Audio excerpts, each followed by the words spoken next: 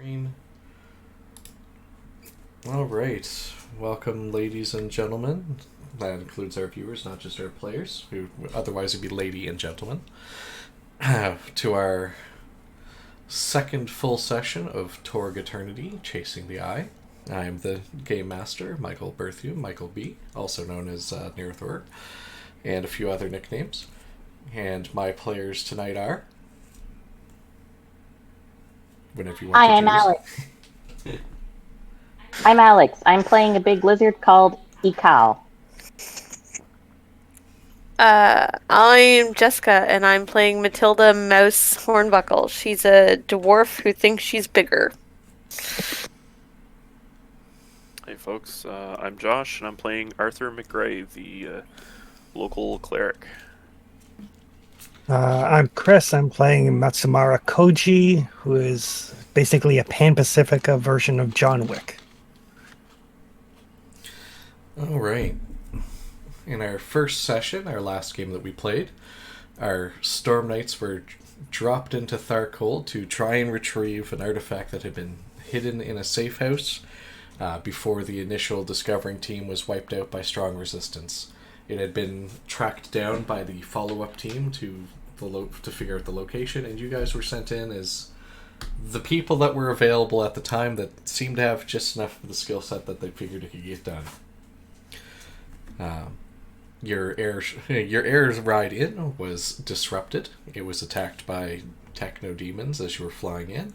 However, you were able to jump out and land outside, a couple kilometers outside of Lodz in Poland. And after some misadventures, you found your way into the ruins of the town, found the artifact, and were able to get out before the locals got too angry. In those encounters, you saw the familiar shape of a recurring techno demon between those trying to stop you from getting it and getting out of town, and those that were pursuing you, including stopping just at the border where Tharcold ended and Core Earth re-began, as you guys stopped to catch your breath. From there, you made your way to Ramstein and checked in with the Delhi Council, with Yona Krieg, the local head of operations for the areas that you were working in. Discovered the relic you had collected was a odd pewter chalice that was missing its ornamentation decoration pieces and had a somewhat cryptic note about the gaunt man and coming for it, despite this being found in the depths of the blasted lands within Tharcold. So, since then, as we pick up, there's been a little bit of intelligence that's been gathered and looked into to try and get some leads on this. You had some time to R&R, pick up a couple abilities, look into furthering your own training and stuff. When you're all individually given requests to meet with a handler in Ramstein for a potential mission. Okay.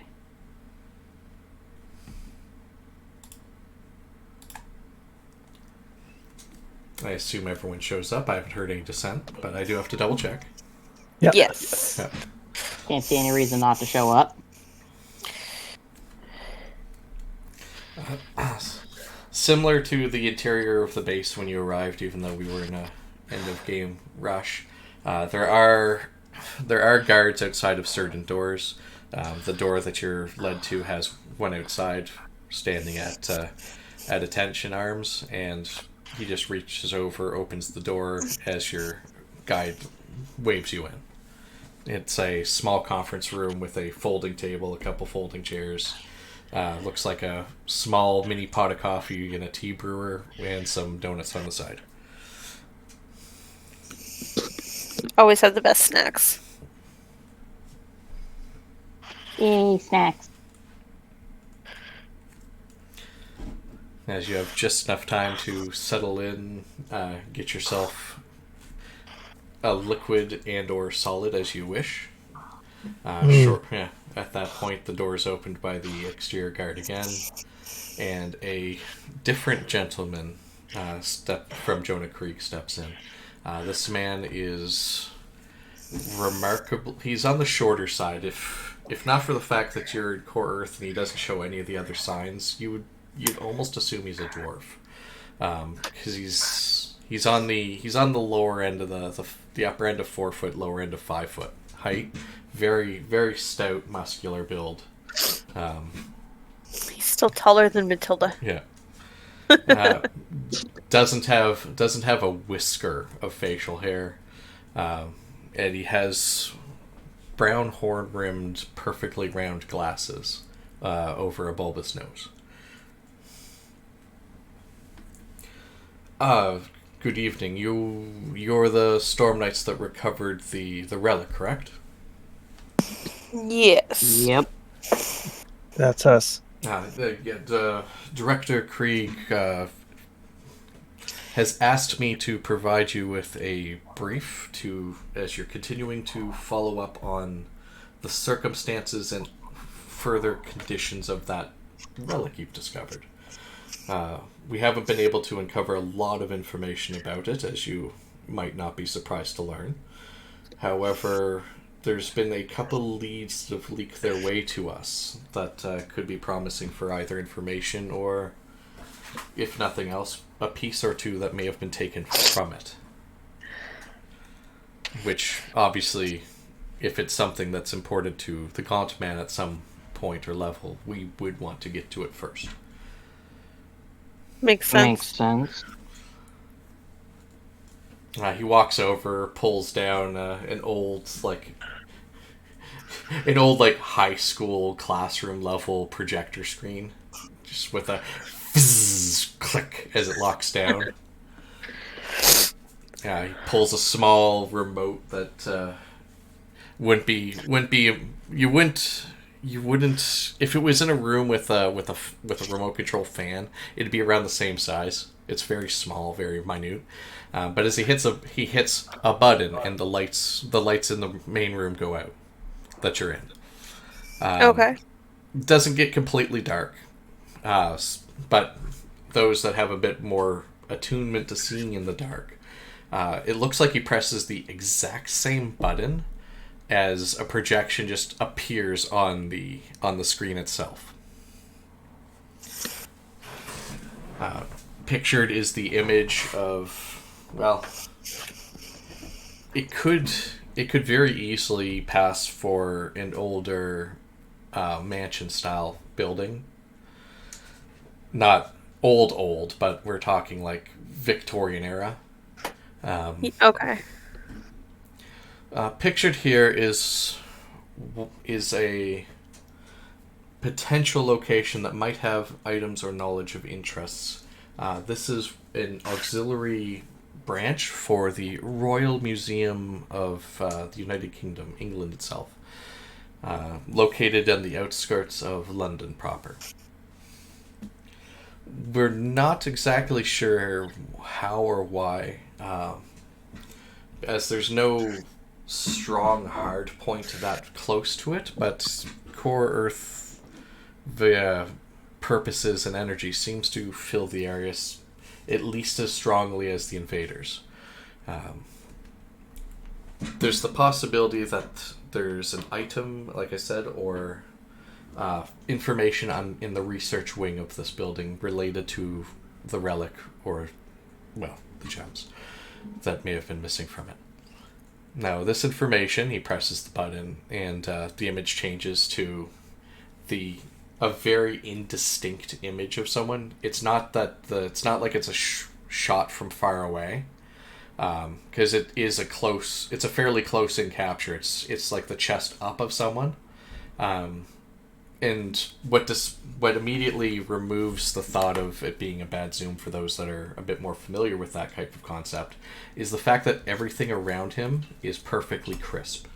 Like, the image quality is immaculate, except he or she is blurred. Despite that, like, even their suit jacket looks immaculately crisp. It's just something about, like, as you reach the chin, it loses coherence. The use of an ability, maybe? Yeah, that'd be the first thing that would go through most minds. Magic, technology, various abilities. This is the best photo we have of an individual that would know where we would be best set to look.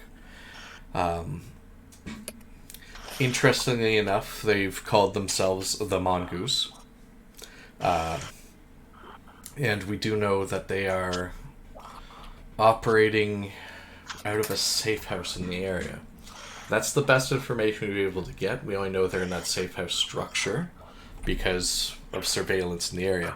They have also been witnessed coming to and from the auxiliary location more than once in the past week. This timing does not seem that coincidental as we put more and more together, as they only started looking into it around the time that the relic itself was discovered and moved to the safe location in the first place.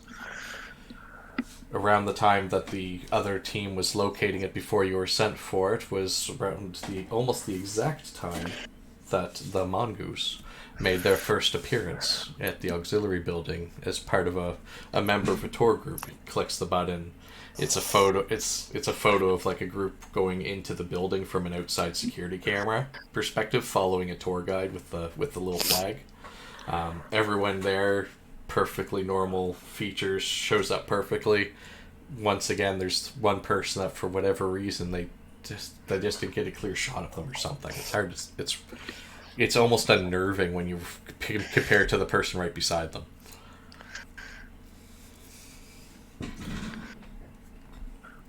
So you are of course, as field operatives, you are of course free to operate however you require to gain success.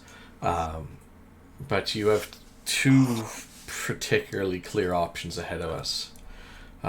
You can seek to try and find the knowledge or item in the auxiliary directly. It could wind up being a situation because we couldn't get clearance to go through it ourselves and secure it. Wouldn't want to give up the ghost, as it were. Or you can begin by pursuing the Mongoose's safe house and see if you can either confront them or find what it is that has their interest. So it's either a robbery or a manhunt. And it could potentially wind up being both, to be perfectly honest. It could wind up being both on either side. I'm not gonna lie, I have a little difficulty with subtle. Most of our operatives do. Not all of them. There are some quite talented people that, when it comes to working under surveillance, but a lot of our people are also very to the point. We could go find this mongoose, but the biggest challenge, and pointing back to the screen, would actually be seeing what it actually looks like. Could we interview some of the witnesses in the picture? We've attempted that. Most of them are just typical Ords. That, as you can see, looking at their clothing, it's a mixture of those who have been converted by Isle and those that were still remained Korath. You can see a mixture of like modernish clothing as well as the more medieval fantasy archetypical clothing demonstrated by about half the group. One or two people have pointed ears, even. You're welcome to. We do have some potential locations on where to look into them.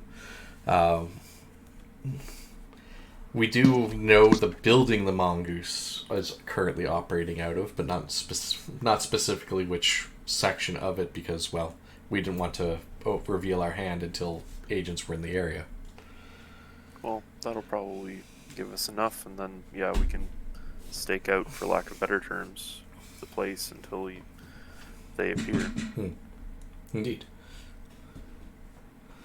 I mean, it'd be quite, if you do something of that nature, it'd be quite telling when you're watching people come and go and you see someone walking in, but the camera you're holding shows a blurred face.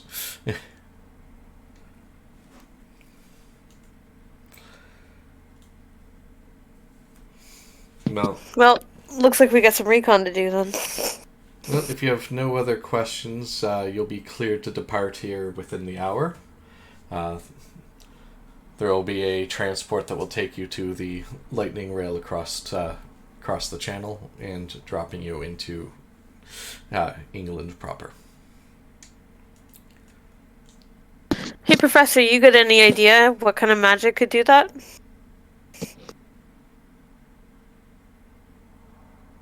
Are you speaking to me? No, I was talking to the professor over here. Oh. Points to the magic user. No, not one clue. That's not what I normally would deal with. Could be technology. There's a variety of different things it could be. There's powers that have been demonstrated through arcane and miracles in the cyber papacy that could replicate that. There's powers that have been demonstrated within the Nile Empire that could replicate it. There's many different possibilities. We just don't know what. It could even be something unique. Those are less common, but, well, one never knows. Well, let's find him and see if we can take it from him.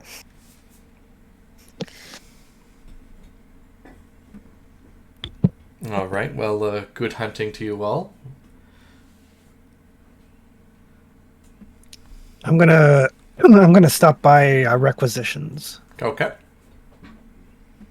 I'm gonna see if I can requisition a glass cutting pen.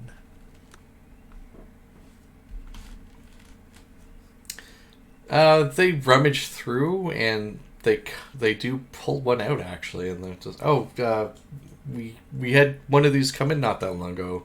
The director said that one of the agents might need it in the very near future. That would be me. Ah, well, just sign here. All right, I'll sign. If you are able to return it to whatever quartermaster at whatever branch you finish up at, that'd be appreciated. But we do understand things happen in the field. Oh, certainly. Oh, that reminds me, and I'll reach into my duffel bag full of guns, and I'll the Tharcold submachine gun that I picked up, the Thav. Yeah. I'll put here. Somebody might need this. Oh, excellent. We can always use more small arms. Especially in case we need to deploy anyone into Tharcold. It helps cover it up. That's something I'm if I'm going to London, I'm probably not going to need that.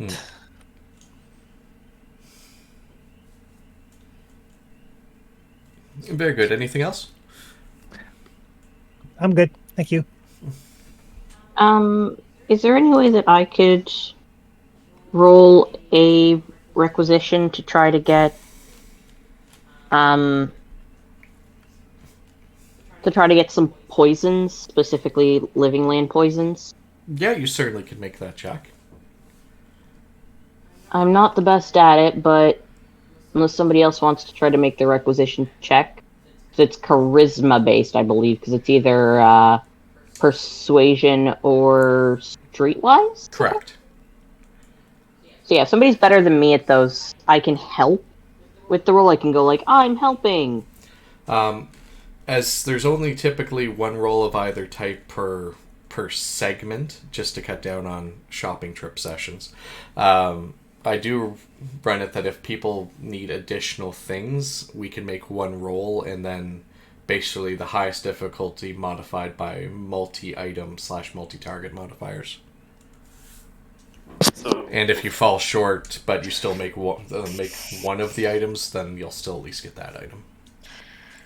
so silly question. Where quite literally the gentleman that was going through the mission ops here with us basically advised about a camera and kind of looking through feeds and such.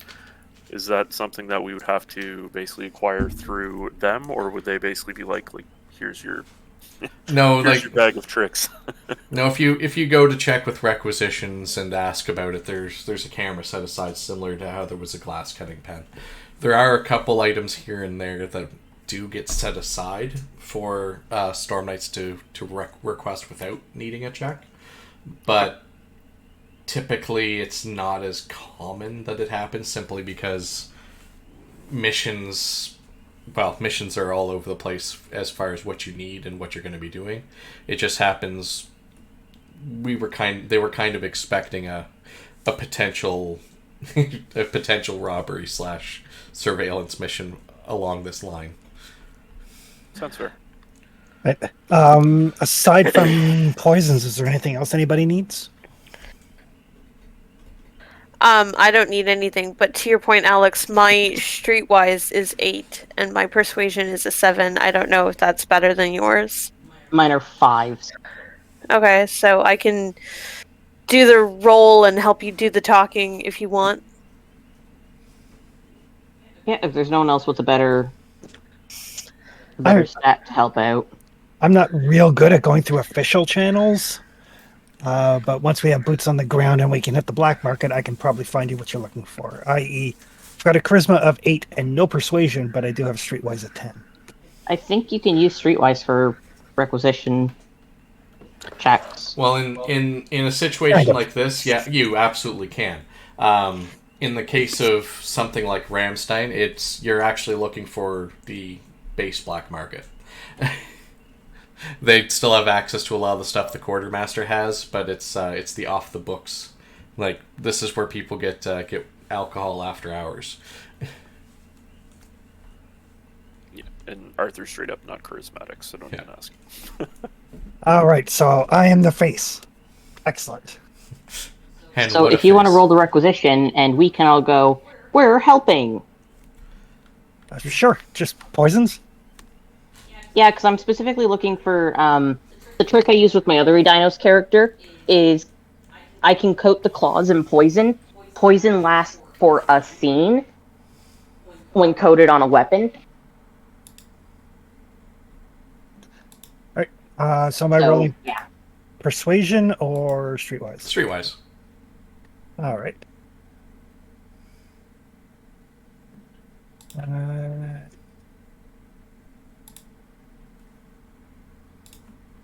Now I've got +1 for people helping. I'm only getting the one thing, so no multi-action. Is it only +1 if all of us are helping? It's +2 with the number. Oh yeah, 3 people helping. Yeah. Two. Oof. Ooh, Oof. oof. We have Wow. You want a drama? You want to trade for a drama? no. God damn it! Somebody please take this. I can't use both What? of them. You're looking for like legit poisons? No, man. With the only actual poison that we carry around here is like your whiskeys, rums, and stouts, man. I'm really Grumbly lizard noises. I'm really just asking for an acquaintance. Yeah. Now it's The lizard standing behind you, grumbling. we ain't get stuff like that, especially none of that premium living land weed. I mean, my goal is if I put enough lead into somebody, they will die of lead poisoning. I get you. Put in fire down range. If you happen to see any of, and I will horribly mispronounce whatever name I was given, Usually I go for Darrigan Venom. that, just let me know. Dara and Jen Venom? Okay. I'll keep an eye out. The lizard growls, Darrigan.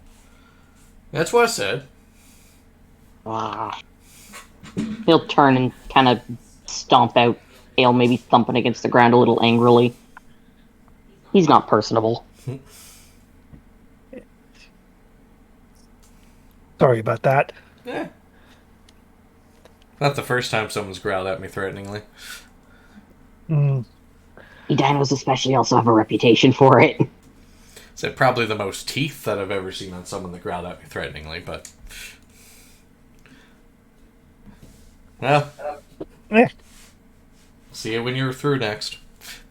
The dwarf smiles and bops away because I've just realized that next to Chris, I am the other most charismatic character.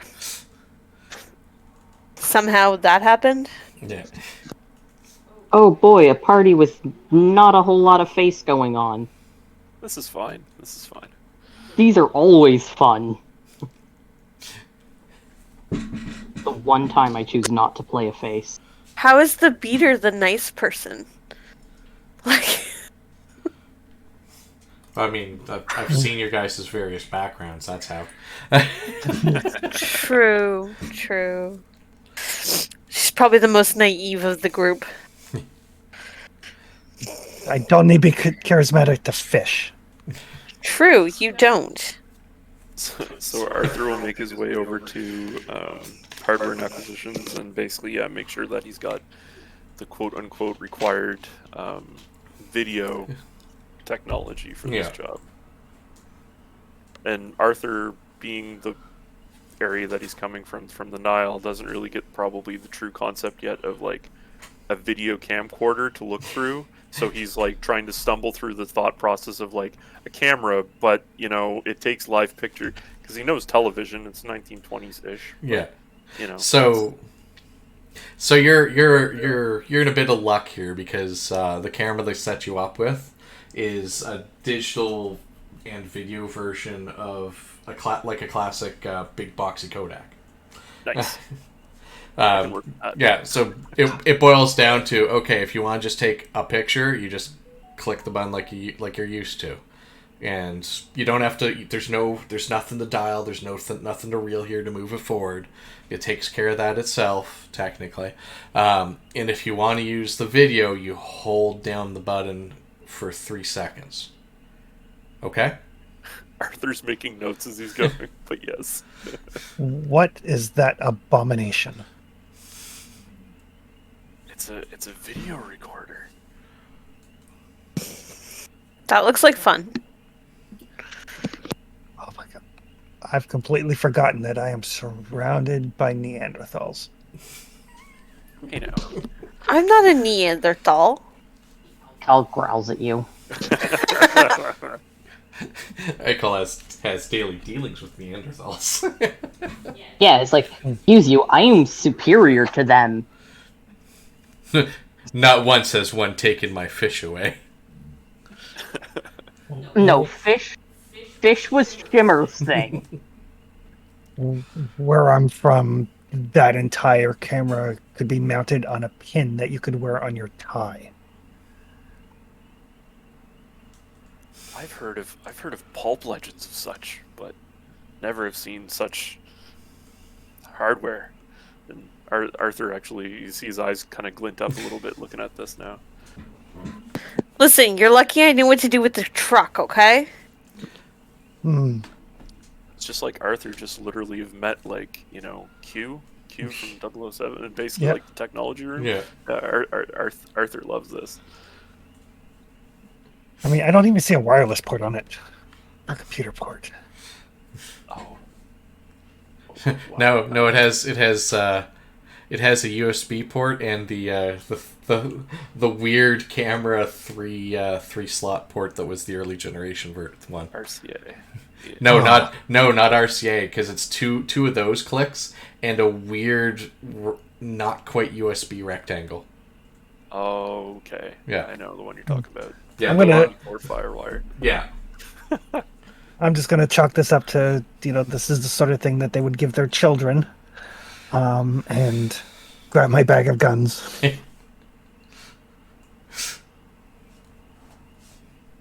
Yeah, not long after you're hustled into a quick transport, taken to the lightning rail, and on your way.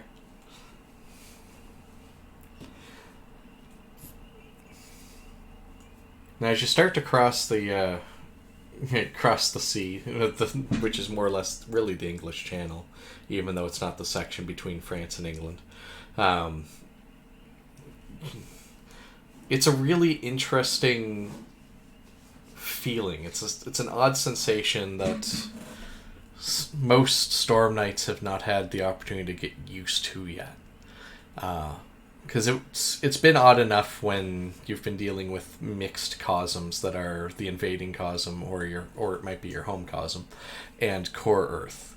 But as you're traveling across here, you can feel the battling laws of the cyber papacy and Isle. Two very normally drastically opposed law sets. Would Matilda have felt this before? Given They- where she's from? This is a more, for where we are in the timeline. This is a more recent development. Okay. When you were first sent across and operating, you were probably more operating up towards the Denmark part of Isle before Okay. this, and that's all just straight into core Earth. Okay. But over the recent weeks and months, as the year has worn on, the Cyberpapsy and Isle have both started reaching across and filling the channel. Okay. Whereas before there was a border between them that was, well, the core Earth was the English Channel was core Earth. Yeah.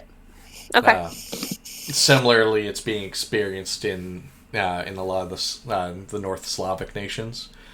Like you can see Lithuania, Latvia, and Estonia have Tharcold and Isle intermingling.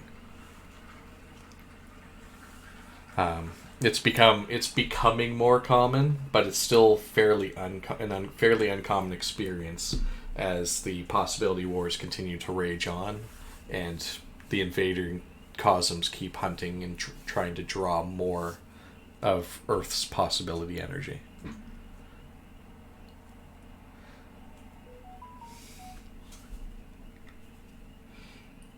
It's almost like there's an electric current in the air as you're traveling across. Well, while we travel, I'll give. I need to remember characters' names. No, you can always click to the PCs tab there. Yeah. Under actors. List.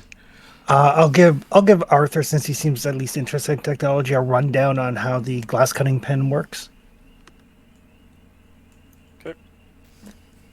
Basically, just it squeezes out a small amount of like a compound that dissolves glass, so you can open up cut a hole in glass without sending off motion sensors. So kind of like a really strong acid. Like a very strong acid, inconvenient pen and gel form. It's amazing what they make these days, Arthur says. Do not get it on your fingers. Duly noted. And if you do not lick your fingers.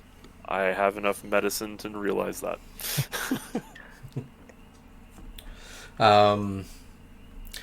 I call and Mouse. Give me just roll a casual find check.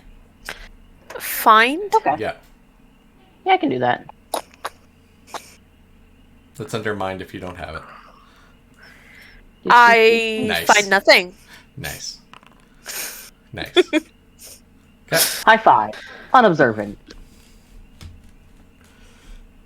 Uh, The two most unobservant characters here.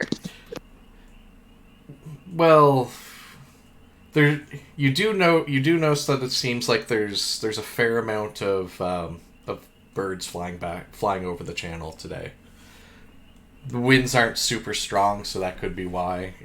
But yeah, just you see a lot of like bird shadows and bird shapes in the sky. Cool. Did anybody notice how many birds there are out today?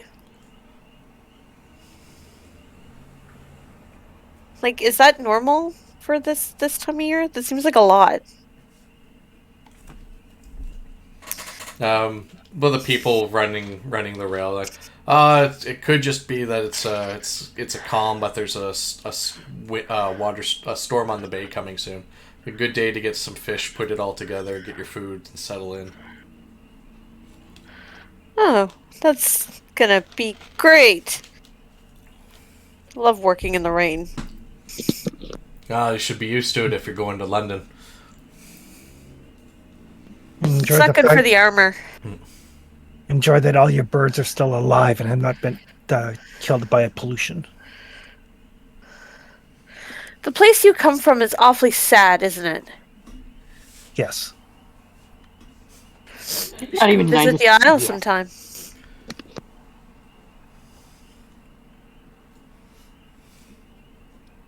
There are many reasons why I don't live there.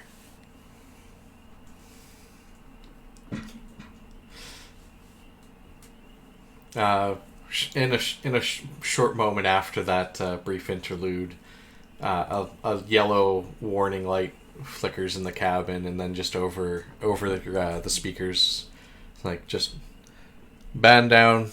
Drivers getting ready to reinforce us against the reality so that the lightning rail continues to operate properly. We'll be arriving soon at your destination.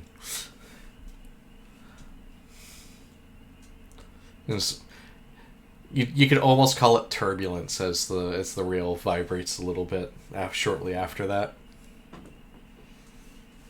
and you feel a much more, well, Matilda feels much more at home suddenly.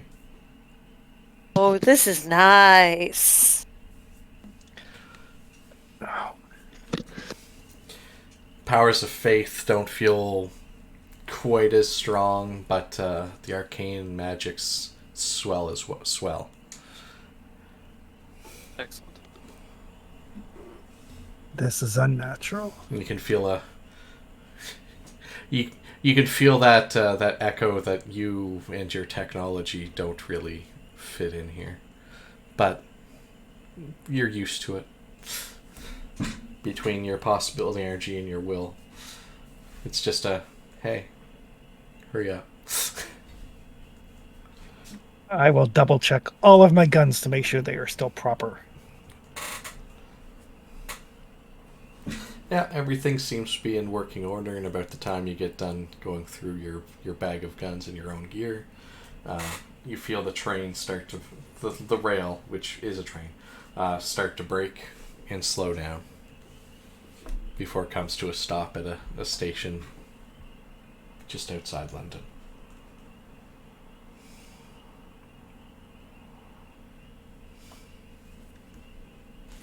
Thank you for riding the Lightning Rail Express from continental Europe to London proper.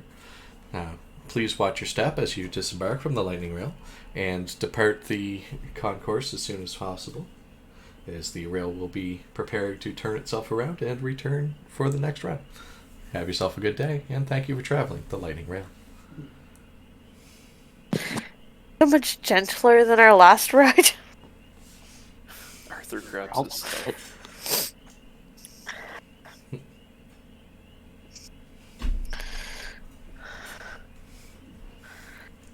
Matilda gets up, and as she's exiting the train, anyone who's behind her will now notice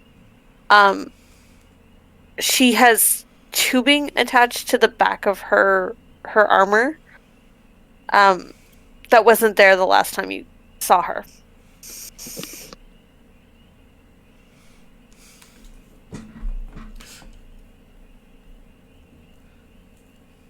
It seems to run into her sleeve from a pack on the back.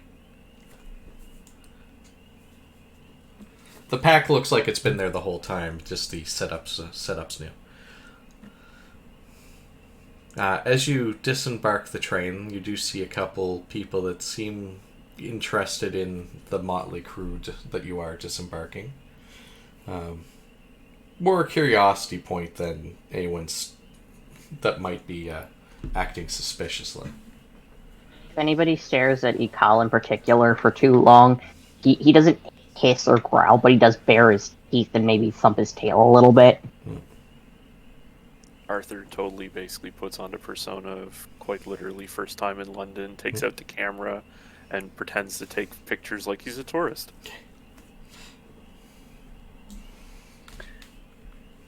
Some nervous person's stare gets calls actions to happen, and you can hear just a little off and behind. Now breathe fire. Can you breathe fire? Because Dad, could the dragon person breathe fire? I will turn to see whoever is doing that. You see a younger child standing beside two very petrified looking adults as you turn around. The child's just like nothing but joy and like, oh man, this is so awesome on their face. They do look like they're a bunch of medieval peasants though. So Ekal, in a rare moment of, actually being friendly, approaches and kind of drops to a more hunched over stance than he already usually is, like closer to almost all fours, and shifts his voice to lean a bit more into the natural growl that he has. And just, I may not breathe fire, but my claws are forged in it. Oh, And wow! he kind of flex them to show off his obsidian claws. Oh, that's amazing! That's so cool! They are a ritual that show my strength. Well, thanks for showing. He kind of like nods his head once.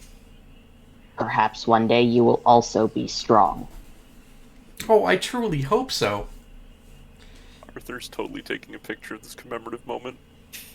Okay. Ikal is going to eat your camera later. I am finding a coffee and pretending like I don't know these people. That's easy to do. So after the interaction is he'll go back, and if he notices the picture being taken, is he just kind of grumbles at something about, have to encourage kids to become strong warriors. When they're adults, it's already something about once they're grown, it's too late to teach them to have a spine.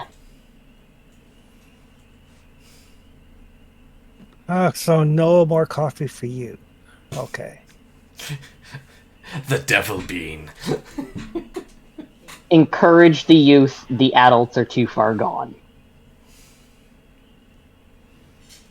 You have to teach them to be warriors young. Josh, do you have alteration? I just picked up one dot in it, yes. Give it a roll for me, just out of curiosity.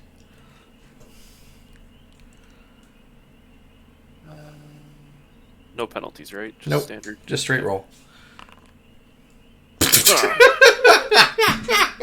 Nudge. Okay. So my cards for the evening. Well, I have it's- the drama. I have the drama, inspire, and supporter. It is currently just a straight up fail. You're not doing anything that that bypasses the cosmos laws or range of abilities. Okay.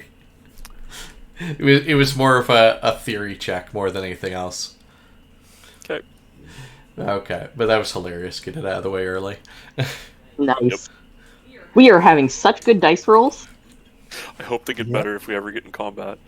It's silly about question. mid-afternoon for timeline wise. Okay. Just for housekeeping, Yep. did we recover shock? Yeah. Okay. Yeah, shock always recovers at the end of a combat unless something drastic happens. Cool. It's just wounds that stick around. Wounds stick around, but where you've had downtime, wounds would have been handled as well.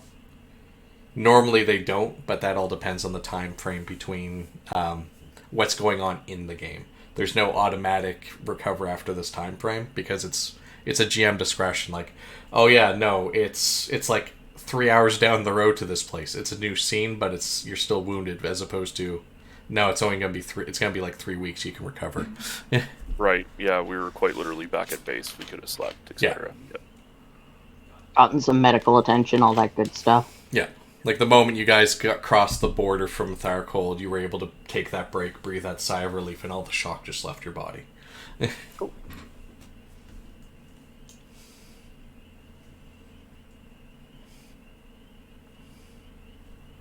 All right. Where would everyone like to go? Oh, I have my coffee, so I'll just follow Matilda since she knows her way around this place. I didn't say that. I said it feels like home. I didn't say it was home.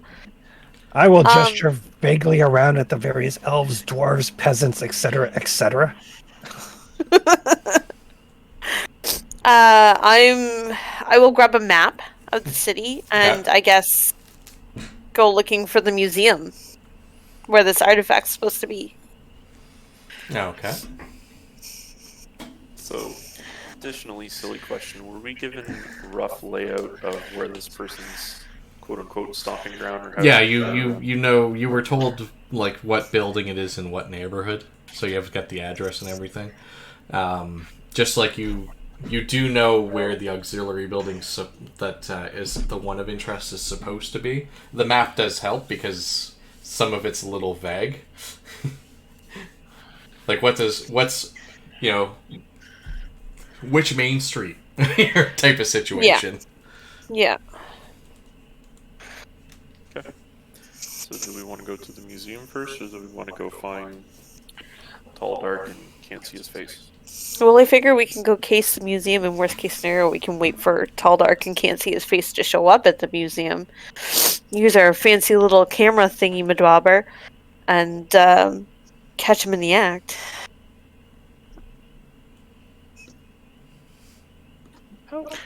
How far is one to the other? Oh, I got tracking and survival if that would help any on the map. yeah. Well, looking at it and comparing the comparing the normal ways of travel that you have wouldn't necessarily change the time frame in London with Isle too much, because you do know from dealing with Mouse that there are still some modern vehicles operating here and there. You'd estimate that it's like if someone was traveling it on foot, it'd be a couple hours. But on a vehicular or a horseback commute, it'd probably be half an hour to an hour at most. Between his place to the museum? Yeah. Okay. Alright, well, let's take a look at the museum, I guess, if that's what we want to do first. Sure. I'm like wandering around trying to see if I can get a signal on my like Tech 24 cell phone. There are spots here and there, but it's you're instead of getting 8G super LTE, you're getting like 5G at best. What the hell? What is this update to Godnet? What the? That does have enough range where it does touch the coast. Yeah. Like.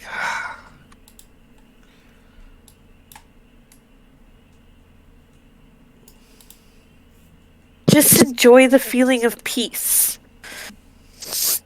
There is no feeling of peace. Whole reason why we're here. You'll get there. You'll get there. I was there. I had a little house. I had a boat. I had a fishing pole, and I had water. And I'll just share vaguely around it everything. Oh, Bad things happened?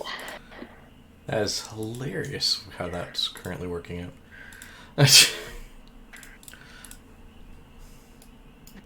It's dark. Yeah. Yeah. Second here. I'm laughing because I clicked on tokens for view, and it shows the second map that's not supposed to be visible partially. So I'm just kind of laughing at it. Oh.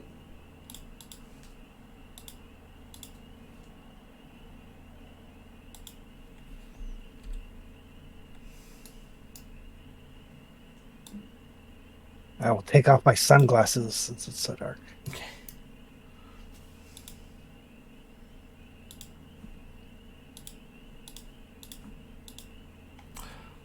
Hey, it's the only thing I don't like is when a map's that way. But anyway, let's just go through your tokens.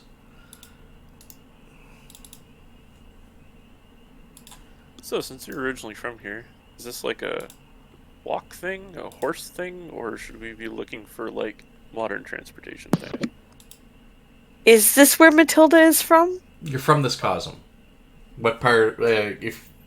If you remember from the map, it's got all of the British Isles, most of Norway, Sweden, Finland, good portion of Denmark. Okay, I don't think I ever specified specifically where Matilda was from, so sure. Well, you can still get a vehicle, like a regular vehicle. That's why I can drive them.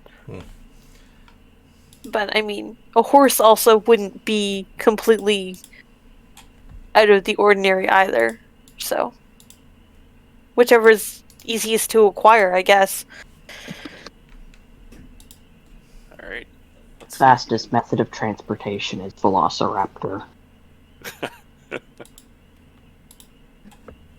Well, while we're here, There we go. If we decide that there's anything in particular that we need, I think I've got an old friend that lives somewhere in the vicinity. I'll use the term friend loosely. He's tried to kill me a few times. I've tried to kill him a few times. We have an understanding. I.e., I have a connection code. Yeah. You're both still alive. I mean, I guess that makes you friends. Lots of other people aren't. So this is the exterior of the building.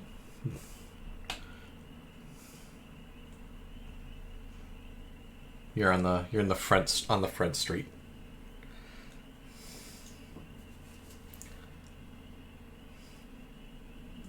So, this is a public building? Like, it's a museum, right? Yeah.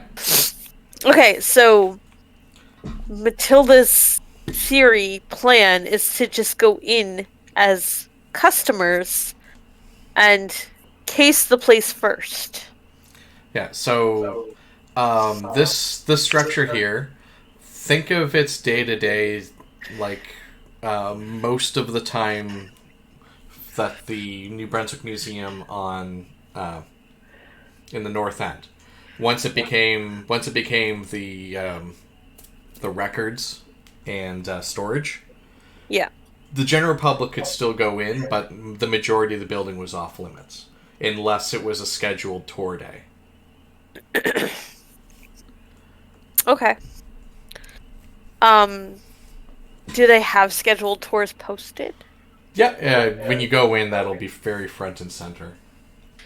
Okay, so we'll walk in like we're desk and like the security kiosk person. Okay, we'll walk in and play tourist. We've got the camera and everything. We got the camera. We clearly look like, out of Cosmers who has come to learn shit. The only one who might possibly look like they belong is me, so... Can be leading people. Can we kind of tell from the street, for lack of better terms, that they've got like metal detectors? Are we gonna quite literally have an issue here with with our dear friend who's got the? I mean, isn't it like? No, the museum is still core, isn't it? Yeah. I was gonna say, because isn't it medieval here? And I was like, oh wait, no, that bit's core.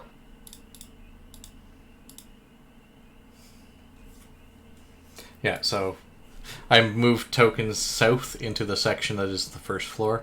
For whatever interesting reason, as lovely as this map is, it basically goes roof, second floor, first floor. That's silly. Okay. Right. But yes, as long as I have no problem getting my my duffel bag in. Yeah, the general entrance area.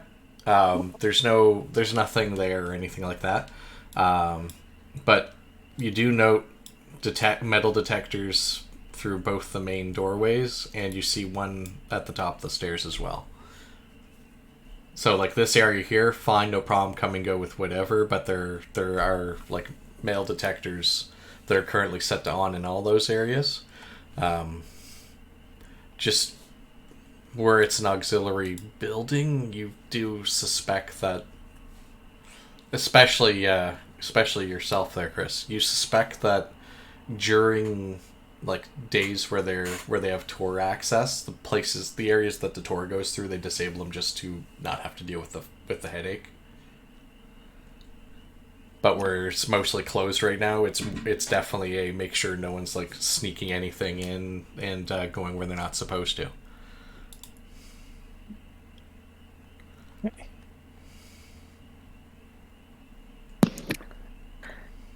So is there somebody at the desk? Yeah. So I go up and I ask them about their tour dates. Yeah, because the desk to the left has a very clearly like person dressed in not a high end suit, but they're dressed nicely, classically business casual, but also also mixing in elements of more fantasy fashion into said suit. so that you could feel more welcome here as someone who is from Isle than walking up to someone in a full on power suit in comparison. Oh, okay. Like they look somewhere between like a court seneschal and a business person. Okay. At the other desk is the very clearly security person just standing on duty. Okay. I go up to the businessy looking person and hey, I was wondering about your tour dates. My friends are visiting town and wanted to check out the museum. Arthur lifts up his camera. Well, that's very lovely.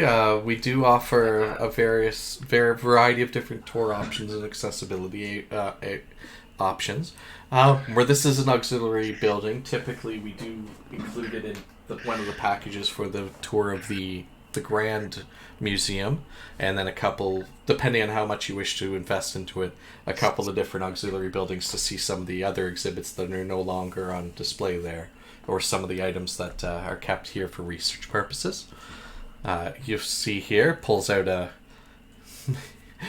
small scroll and rolls it down. It has a listing for a couple different prices based on days, and basically it mentions that it is an option basically every other day. Except for today. Precisely. Like today's Tuesday, it's normally available Monday, Wednesday, Friday, and alternating Saturdays. Of course it is. But that's strictly if you're looking to look at this or another similar facility. The main hall tours at the main buildings are available every single day, including holidays. Excellent. Now you'd be able to take in such exhibits as Primeval Earth, which some of the experts have started putting in comparisons to the relics that the museum had against that which has been discovered through encounters with living lands, and the Eilish histories as well, to compare against beings such as the Caradon, the great evil of the past, or even the great dragons. That is fascinating. Is there a map of the museum so we could plan our day? Oh, absolutely. Here's the main one. She pulls from a drawer, pulls out a proper folded over. It's folded over like a modern Earth travel map, but when you open it up, it's a fantasy style map. Laying out the main building. It's like, and I do have a small one here that it simply speaks of the exhibits currently on display here and at some of the other auxiliary buildings. It doesn't have the layout maps, but it does tell what each one has in case you needed to choose where you wanted to visit. Excellent. Thank you so much. I will take all of this. Oh, excellent. And Matilda shoves that into her backpack, and so and goes over to her group and starts explaining. So they don't really have a tour today, but they have all these packages, and as though she was planning a tour as we're walking out the door. Okay.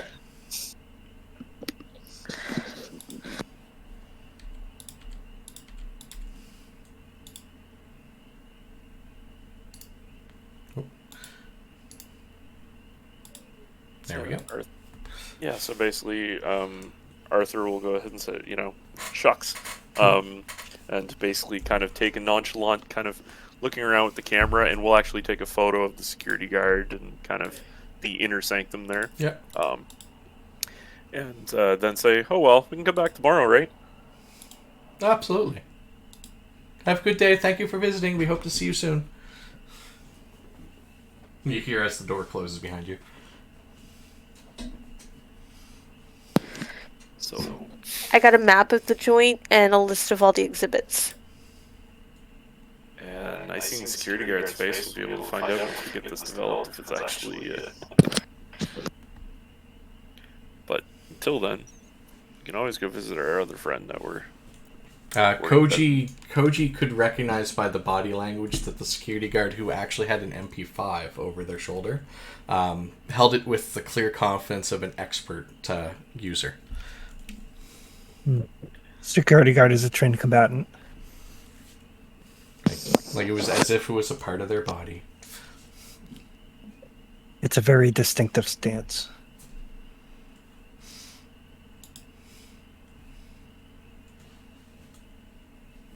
Also, Koji may have noticed that Arthur spoke about getting the pictures developed. I did, but I'm going to let him have his fun. So I don't know exactly how many security guards, but at least we have the layout and where the thing might possibly be in. What area it might be in.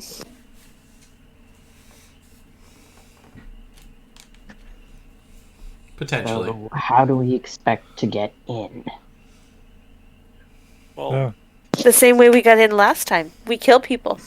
no. Ekal was starting to look excited for just a moment, and then kind of deflates a little. I'm really trying not to kill any more innocent people. Thank you. That's two of us. So let's try this. Let's go see if we can find this magical mongoose, and see what we can find on that. Worst case scenario, we sleep on it here, and then come quite literally case the museum a bit better tomorrow when it's open to the public. Okay.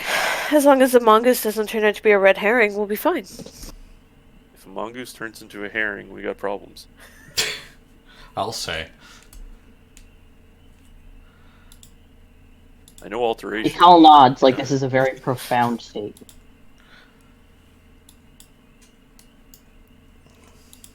So off to the supplied location of the safe house. Yep. Okay, second here.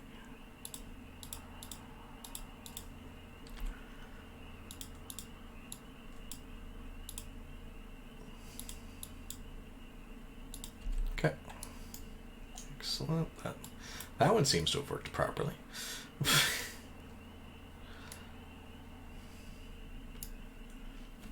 Okay, so you cross town, and London is a mismatch of it's a mismatch of districts, boroughs, and everything in the real world.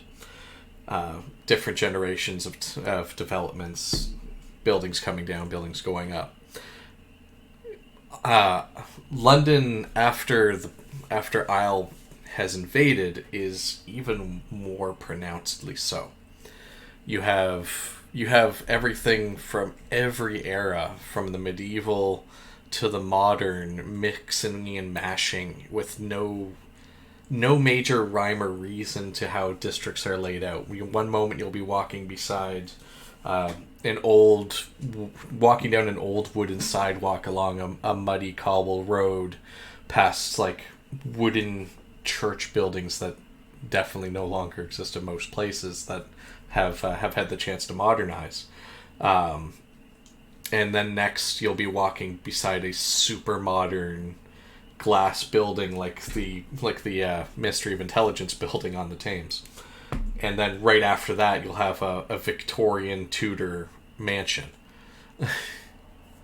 In this case, you've crossed town and you find yourself standing outside of, well,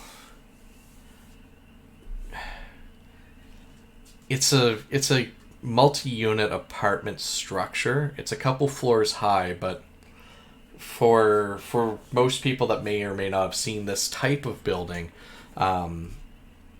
it wouldn't be amiss to compare it to like the motel type of rental properties you sometimes see on TV, where there's sometimes balcony levels, multiple things, but it's just long building with several different apartments in it.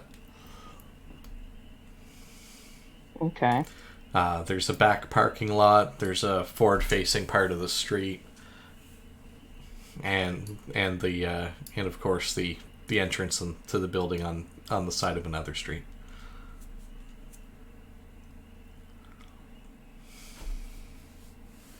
Looks pretty nondescript, if a little low rent.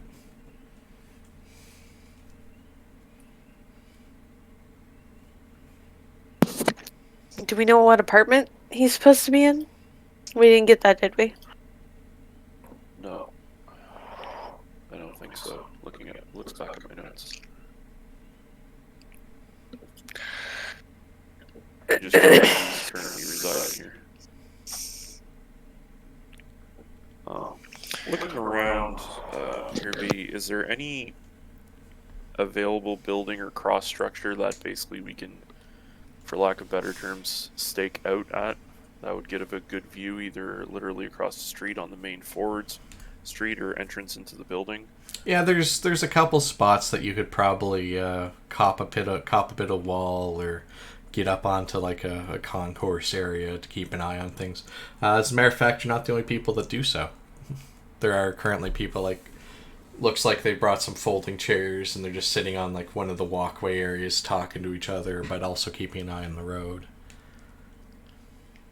Wait, so there's already people staking out the area? They don't necessarily look like they're watching all the same general area, but it's very much a more people are out of their doors than indoors type of feel. Okay. Well, at this point, Arthur will actually get his camera out and we'll go ahead and hold it down based off the instructions for 3 seconds and basically do a pan of what he can see for the people both looking at the area and the people that's kind of in the close proximity of the place. Okay. Give me a find or evidence analysis. They're both mind-based if they're not skilled anyway. Yep. It was closer. And I'm going to go ahead and use my willpower Okay. to go ahead and increase that. So click on the +3 card and play your willpower.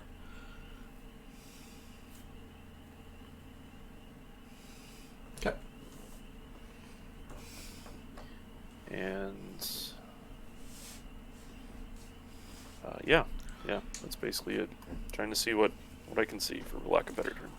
Okay, so you're scanning around with the camera, set currently to video, and just as you're not really seeing anything that really like stands out, you're basically getting the feeling that a lot of these people are just like watching out for stuff going on specifically with their neighbors, keeping an eye out for undesirables. Like you definitely notice that you guys got some eyes, but then when other than keeping a wary awareness of you, once you didn't immediately start doing stuff, they kind of eased back down a little bit.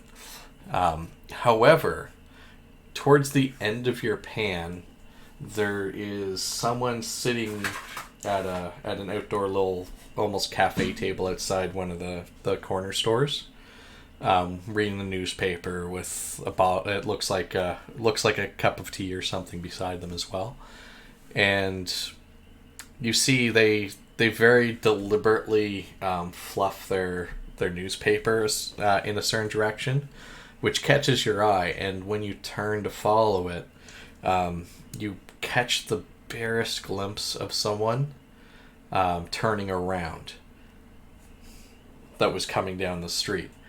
And in that brief glimpse you did catch that their clothing was very distinct and crisp and noticeable, but their features were not. Cool. What are they wearing? So Arthur basically just starts laying chase at this point. Yeah. It says, "Follow me."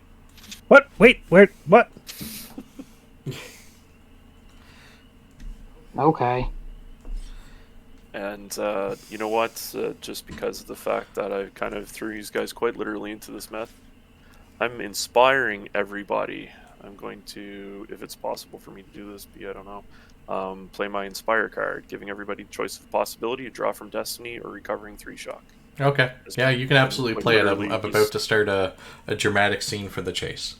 Cool. Ooh. I will.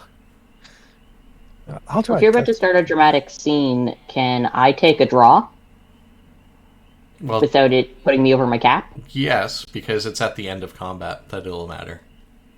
Yeah, that's why I was like, oh, I can go into combat with So an at- extra. Yeah, at the end of combat / the dramatic scene, it will matter.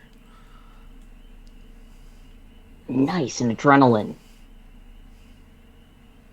That does So, include yourself, Josh, by the way. I was just going to say I wasn't too sure if that included myself or not, so I'll draw It does specifically say all. Not all others.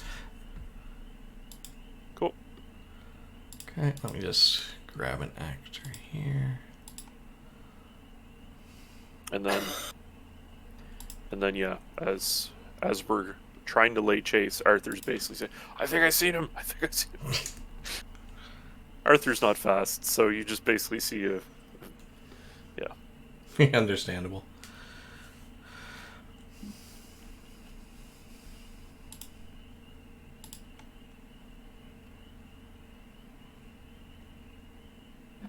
Who are we chasing? mongoose. I got him on the doohickey, and like the camera's like partially like I'm assuming it was strapped or something at that point. Yeah. But it's like flying behind, like getting bounced around and everything. Arthur, what was he wearing? Same clothes. Okay, so I started looking for a guy. What was it? A 3-piece suit? No, no. In this case, it's a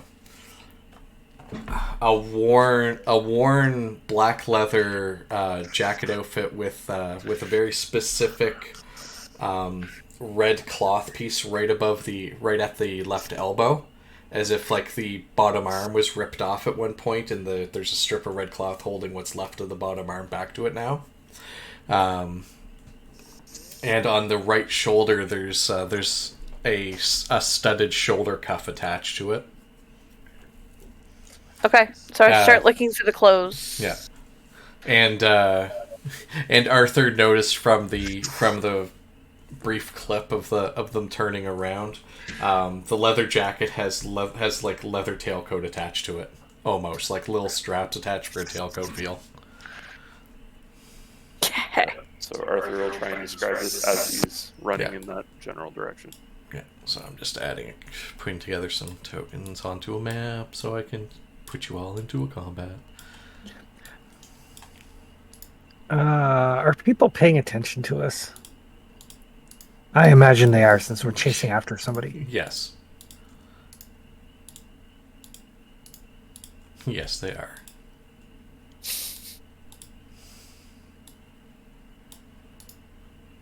There we go.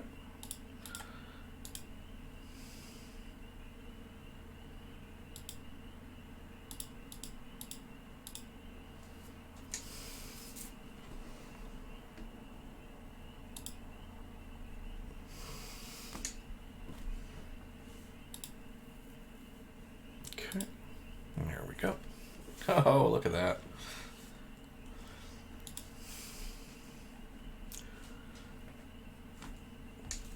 Where did I leave my physical? Oh, it's over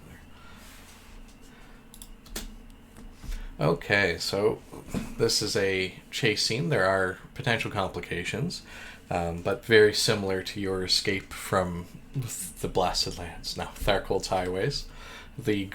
Basically, whoever reaches Step D first wins. If you get to Step D first as a group, that means you've managed to catch the mongoose, despite any situations or problems that have arisen. And if they get to D, they manage to lose you in the streets of London, and you'll have to find another tact. With this one, it's not strictly going to be one person in the group can roll, because it'll all matter individually. Because it could be you hit D at the same time, in which case it'll matter if basically if the mongoose can break free at that moment. generally speaking, these will be all dexterity checks based. The Mongoose's difficulty will be the highest dexterity in your group, and yours will be the highest dexterity in the Mongoose's group, which, gasp, is the Mongoose. Any questions? Is it dexterity or a maneuver? Dexterity. Okay. You can still use maneuver to impose penalties on the check. Yep. That's why it's typically not used for that type of check as opposed to like land vehicles. Gotcha. Okay. Okay. So What is our highest dexterity? probably Koji. I've got a 10. We are I also have a even. 10. Yeah. 6. I just figured it was a safe bet that one of the combatants would have it. Predominantly the and I'm not surprised you're all tied because attack rolls. Yeah. But gunslingers tend to be on the upper end too.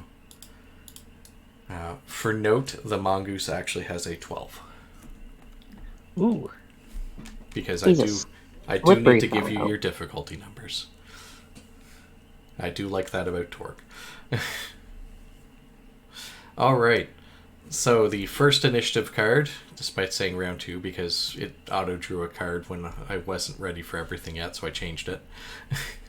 You warily engage. The heroes will go first, as this is a standard scene, but are fatigued, so you suffer your shock based on 2 shock, unless you have something that gives extra, like fatiguing armor.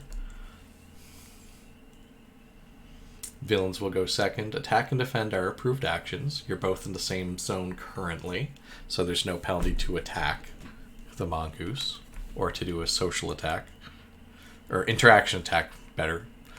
There is A and B on the cards. You can multi-act to try and get to step B, racing ahead and trying to cut down the escape routes.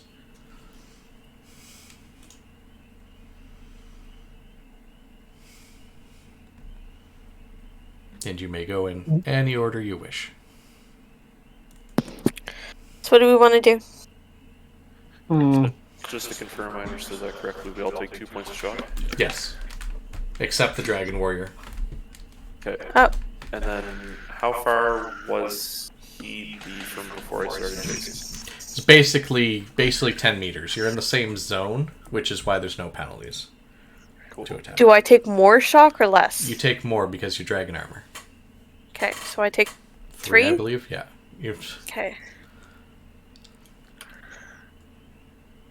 Oh wait, you might not. I think that might be the one you didn't take. I have breath and claws. Yeah, second here.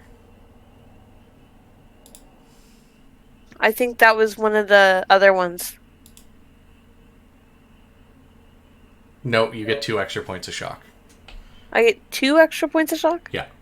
So I've got 4. Yeah, and your dex is effectively 8. Okay. Because that's actually right in the write-up of the Dragon Warrior.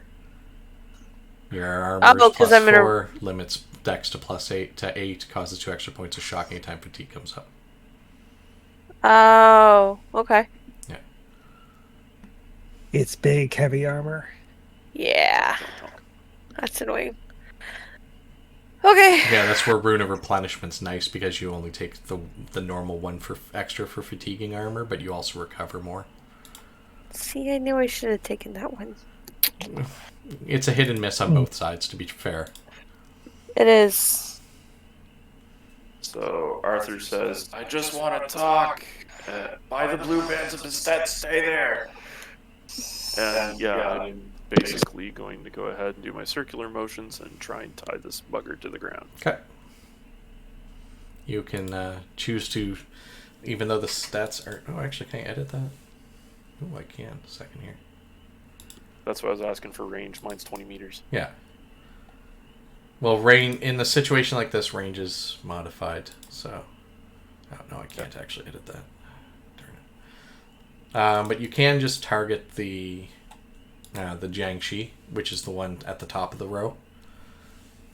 for any attacks or any checks against it.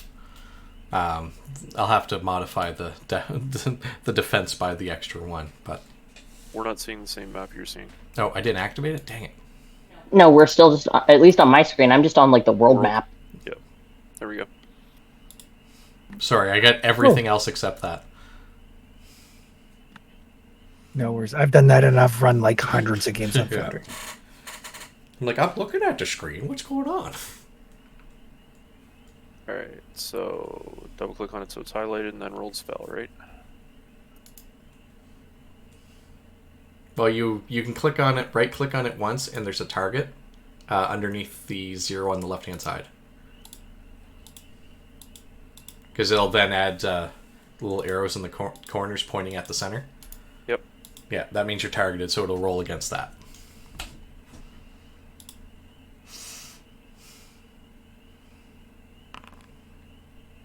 Right? Yeah.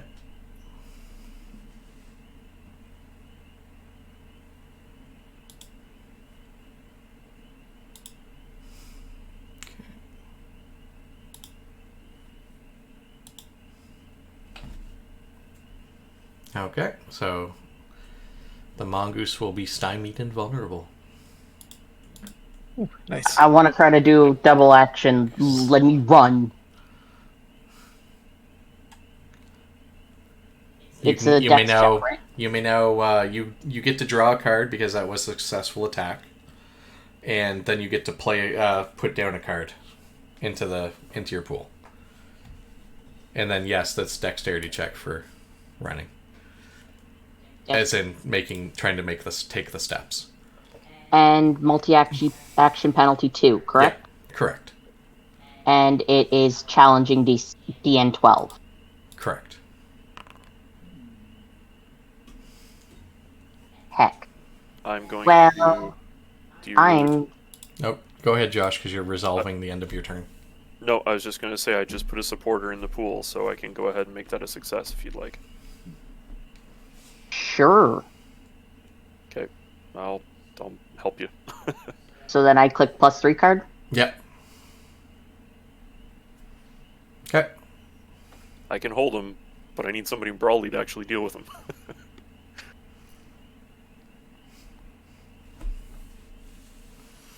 So that means you get to step B, because you had success with the challenging difficulty with the modifier. Yeah. Do. This would go neum. Okay. You may now, as you've succeeded on the check, that counts as succeeding on the permitted action, so you can draw a card and put one in your pool. And I'm gonna put this in my pool. Okay. Just in case.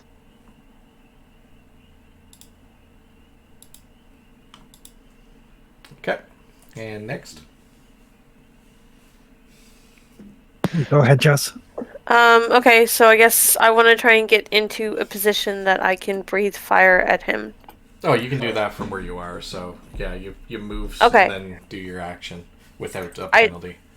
Just didn't want to hit anybody else. Yeah. Okay. Like I so say, I'm gonna- you're currently running flat out on like the streets, so it's not hard to focus fire. Cool. I'm gonna do that then. When you hit like I don't- step C and you might be into the alleyways, there might be a difference. Okay. I don't think this uses my dexterity for anything. It's Does missile it? weapons. So Okay. it's actually that's why you just click on you target the attack and then you just click on the ability to roll it under your attacks options. Okay. I think I'm doing it right.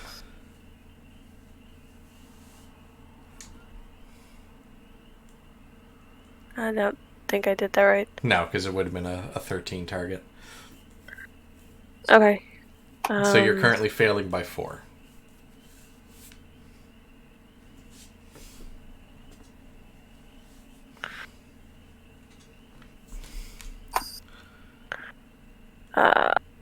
What do my cards do? Well, none of them are available yet because they're not in your pool. Oh, You okay. can spend a possibility to roll another die because you did not roll a 1.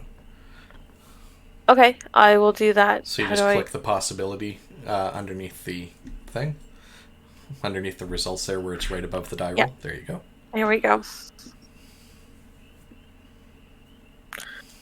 Not sure if that's. Oh, because it adds to the other one? Exactly. Ah. Yeah. And unless there's weird shenanigans, it's always a base 10 added, I believe. Yeah, Minimum 10. that's all taken care of. That part of everything's taken care of. So I hit. That's why the bonus went from a -1 to a +6. Yeah. Because it went So went to a 19. Yes. Yeah. Okay. Yeah, you hit. Cool. That's 16. Let me take a look here. Ooh, okay.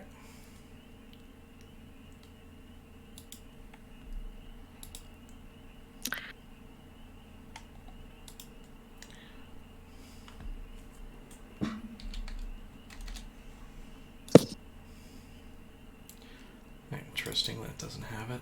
Does the other one have it at least?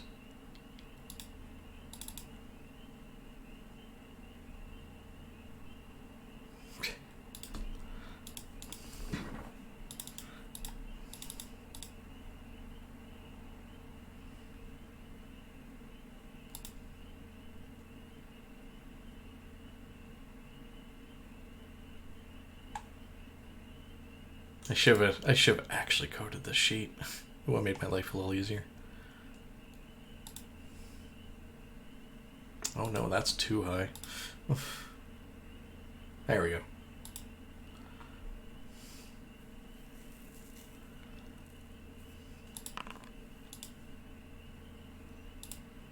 You briefly see yourself clearly scorching them in the armor, in the leather / armor, starting to like boil and peel underneath the concentrated blast from your fire.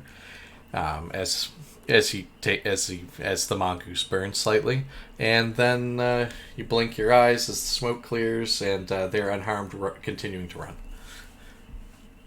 Oh, son of a bitch. Awesome. Yeah, that tracks. With the fact of because he was the fuzzy face dude, right? In Yep. pictures? Which we assume was an ability, which means that he probably wasn't an Ord. Of note, looking at them physically, you can't make out their features. Alrighty. Well, you did successfully attack though, Jess, so you can draw a card and then put one into your pool. And that leaves us with good old Koji. All right. Well, with that, originally I was going to shoot him, but now I think we need to get him corralled. So I'm going to put on a burst of speed and try to get the step B. Okay.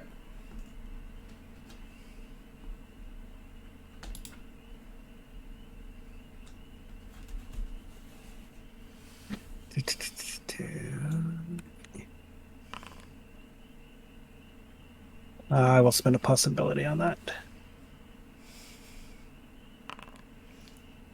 As I say, it's at that close, it's practically a guarantee, but you never know. All right, so similarly to a call, that counts as a successful action. You get to draw and put one in your pool. And you're labeled as on step B. Jess still has to do her destiny card draw and pool choice. She just stepped away for a second. Okay.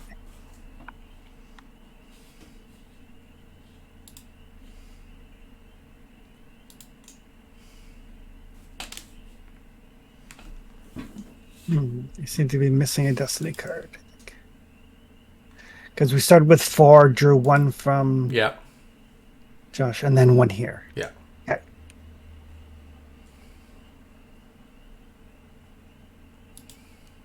Yeah, because you didn't play any unlike the supporter and willpower earlier. It's weird. It says I drew from the destiny deck, but they're actually not showing up in my hand. Oh, weird. Second. first I'll double check what I'm seeing. Yeah, because I'm seeing 5 in your hand.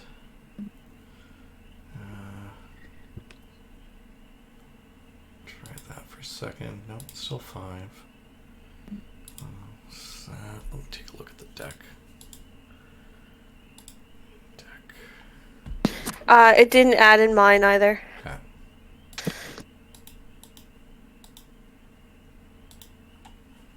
Let's see if that did anything. I'll check it. I'll check it on my side by going to add.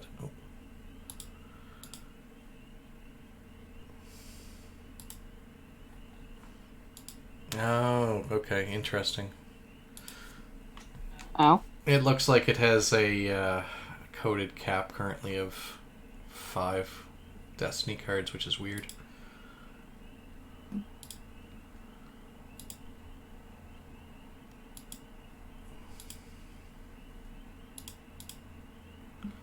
So that looks like that's what's happening. We'll just remember that you both have an extra card. 6, though.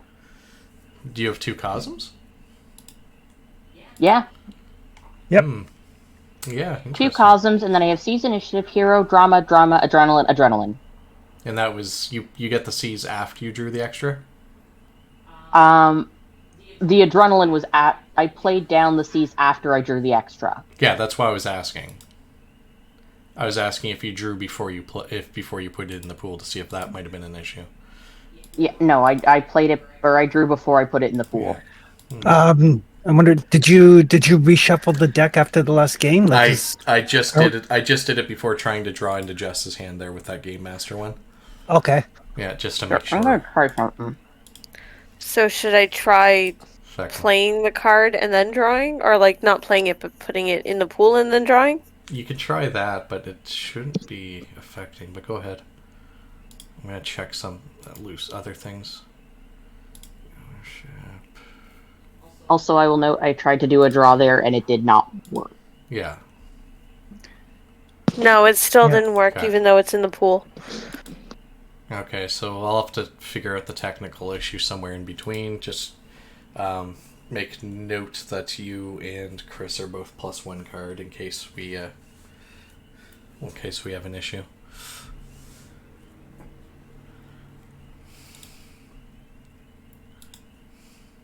All right. Well, I will play down an action card at any rate, and then that's my turn. Yeah. Well, as things stand at the end of the scene, I will give you guys the option for an extra trade in. Just because it never gave you that extra other card to have to pick from anyway. Yeah. Okay. All right. So going to them. All right.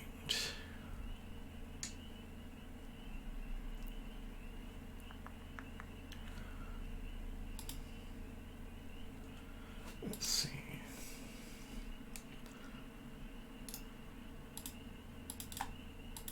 Okay.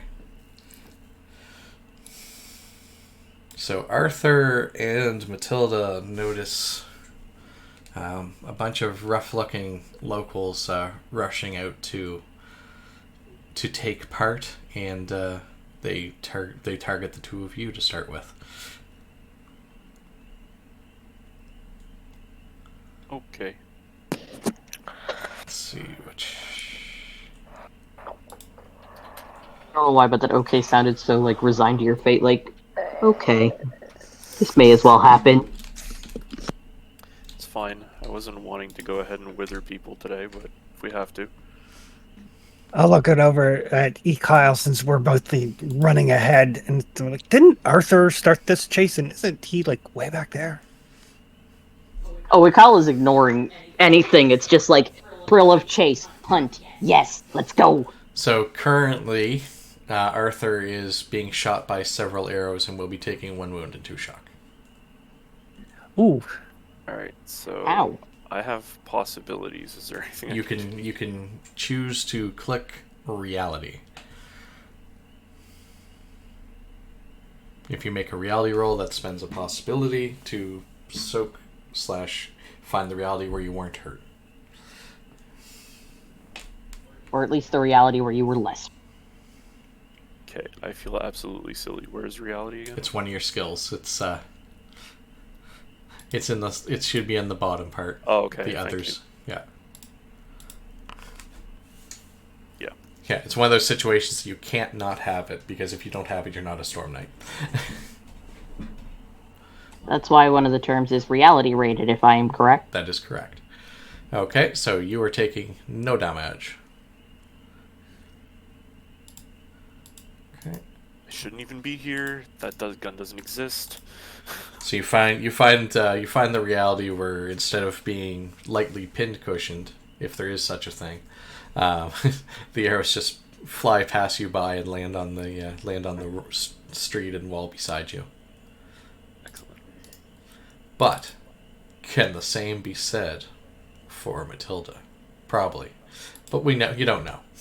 This is my reality, motherfucker.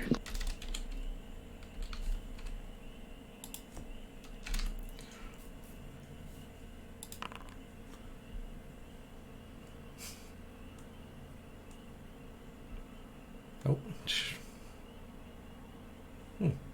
interesting. It didn't roll damage. No, yeah, it's an auto damage thing, but it didn't actually compare it against yours. So give me a quick second here. Okay.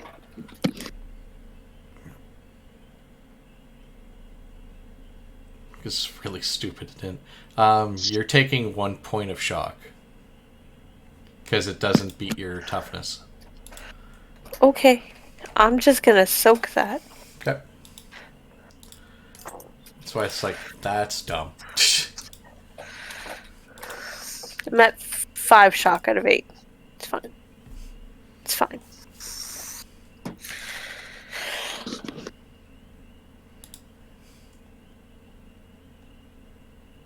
I've got a second wind in my card pool. This will be fine. Yeah. Always good to have. 12. Difficulty is standard. Multi-action penalty on.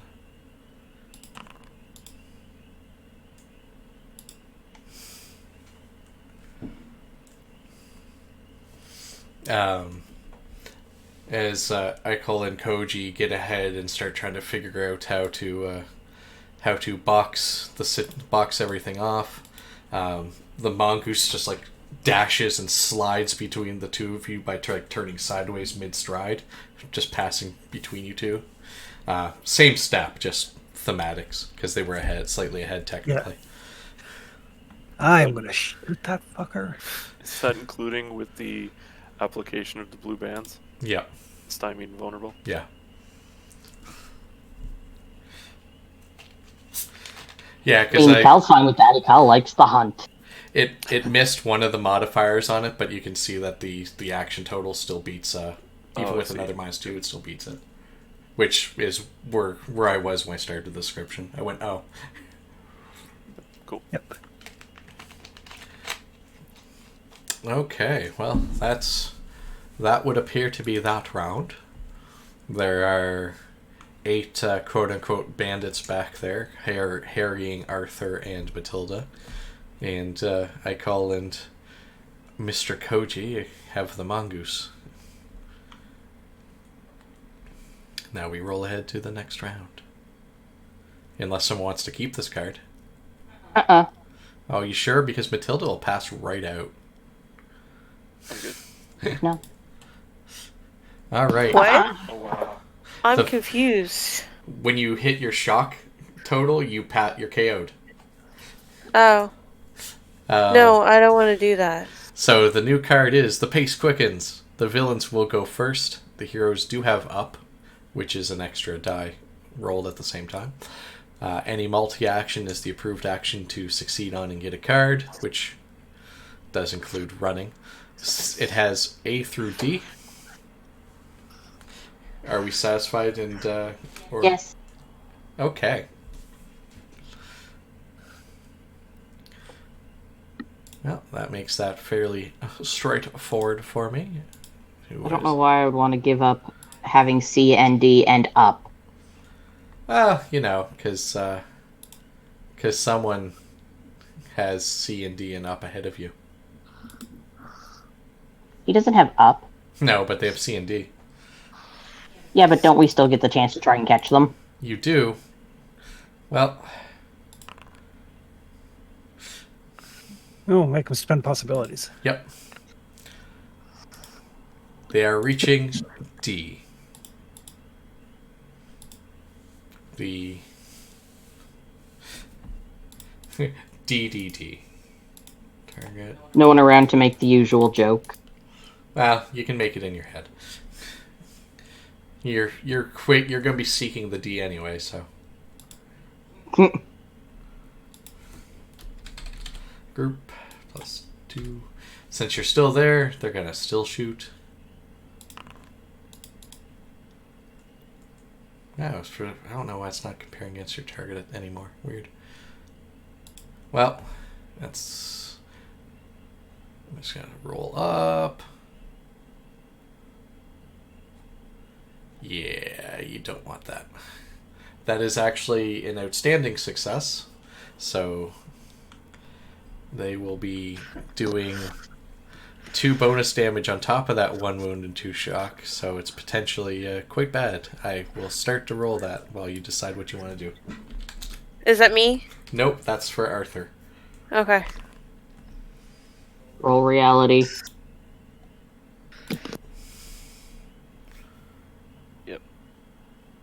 Yeah, that is 3 wounds and 6 shock because that's 18 against your 6. Why is your defense? Because he's soft and squishy. You are still taking 2 wounds, but no shock. Okay, so when I roll reality, is that using possibilities? Yes, it is. Okay. You can use another possibility if you so choose to add more to that roll. Okay, I will. And then I'm out of possibilities. There you go. You have now soaked everything. You were having a rough go of it, huh? Yep. We just ditched you back there to chase after the dude. It's fine. That's what I expected. I do so enjoy the cosmos where outstanding doesn't necessarily mean you've survived. Yeah, Aurora sucks. Aurora, yeah. Like, I like congratulations. Aurora because it's the upside down book. Congratulations, you soaked 3 of your 8 wounds. Crazy. I still think Aurora is the best book because your physical copy is upside down. Yes, the cover is put on upside down. Oh, The accidentally fitting printing error. It really is, though.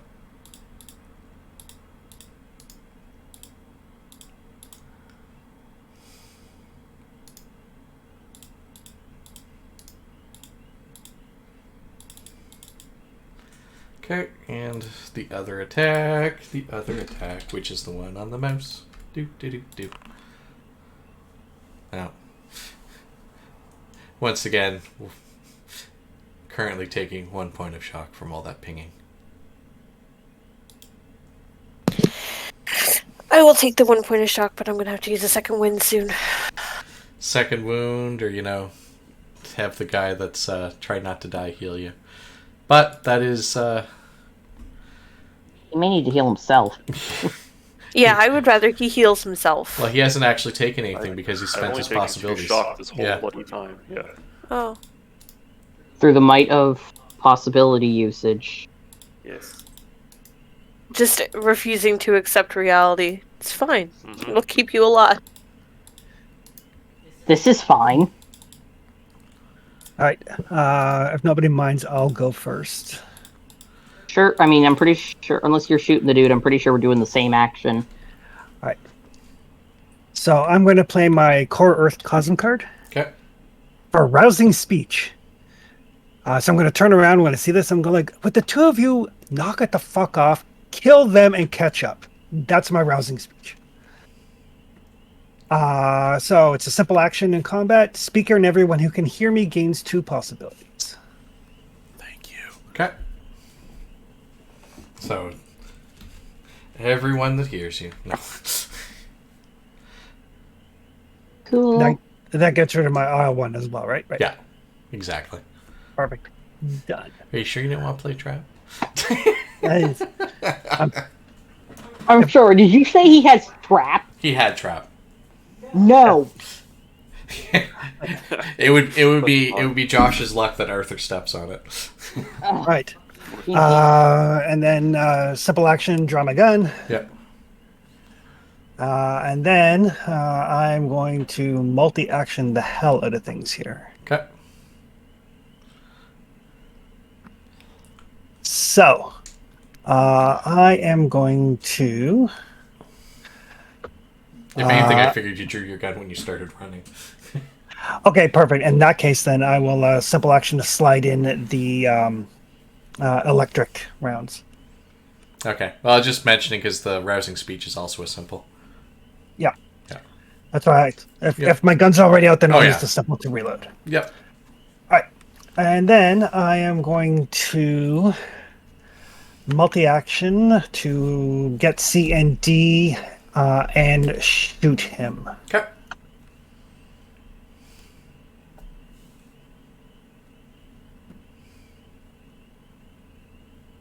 So -4 for 3 actions. Difficulty of 12. So this is... it's weird that it won't let me target multiple things, but here we go. Okay. Then the up result, and then a possibility. Okay.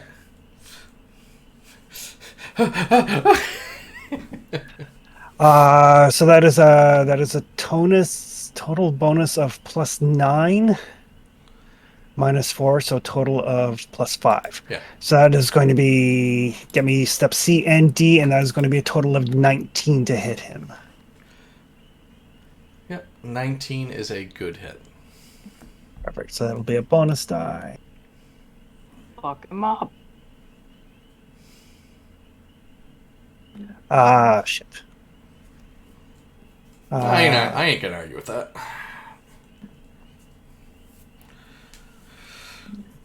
So it's going to be damage of... Oh, what is it? It does not have the damage on my gun. Give me 1 second here. Yeah. So damage of 13 goes up to 14, armor piercing 2. Okay.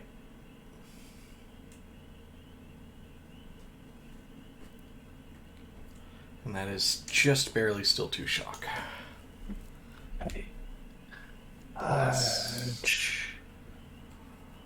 Actually, how much did I hit him by?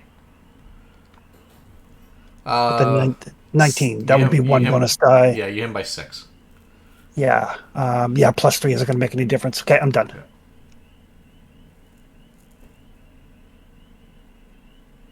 Just I was doing math in my head to see if the action card would give me the extra bonus die, but it doesn't. Oh, I get you. Yeah, so I'm gonna multi-act CD and hit him with my claws. you get to put into your pool and you might be able to draw successfully. No, it's still not letting me draw. Okay. But you at least get to put something in your pool. Yeah. Woohoo. Action. If I'm looking to do the double move and hit him with my claws, am I rolling unarmed combat or am I rolling dexterity? You are rolling one of them. You're rolling one thing and then comparing the modifier to both. Okay, so just roll straight dex then first. Yeah, because that at least will tell you if you've made your steps and then you can convert it to the attack. I'm double moving and I'm also hitting with my claws, so that's a multi-action penalty of -4. Yes, same as what Chris had. Okay.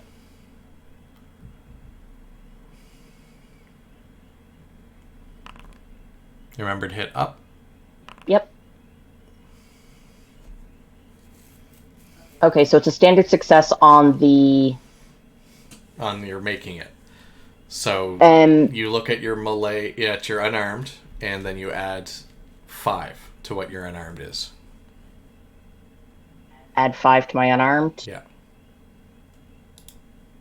18. 18? 18 total. 18 is good.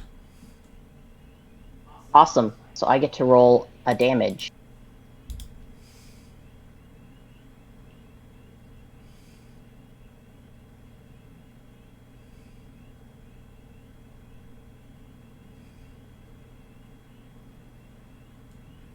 So it would be, because the good is a bonus dice, so that would be plus the 4 plus my regular, Mm-hmm.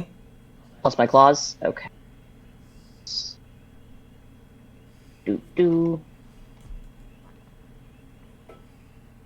Okay, so it's strength plus 5 AP2, so that's 15, add the 4, 19 AP2. Okay.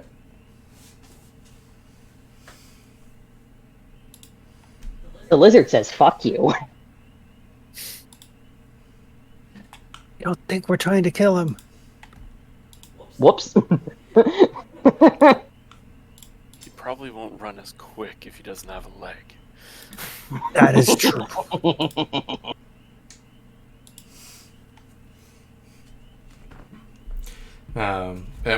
You feel the visceral connection of your claws cutting through that hide that is leather and into flesh, but then it's gone, and the mongoose has shifted to a reality where they did a quick double hop step as you were catching up to them, and you just missed. You still successfully attacked and did your multi-action, but you won't be able to draw the card because the system's not working right, so you'll get to put something new into your pool. But they used reality. Yes.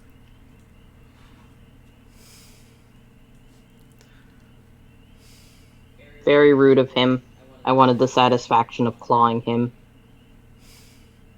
Weird, it's like they have an aversion to taking wounds. Just like a player. Yeah. Matilda, you might want to go first. Okay, so I'm gonna stop running for a minute. And how far are the bandits from me? They're in they're within the same area, so they're within like 10 meters. You should. Do I want to light them on fire, or do I want to rip their face off? You want to catch up with the rest. We were even told by our dear friend. All right, so I will light them on fire then. Go ahead and catch up. I'm gonna breath weapon the nearest bandit. Okay. So you can just target the bandit token and roll your dragon breath. Is that all you're doing? No, I'm gonna play a card too. I think am I targeting the bandit?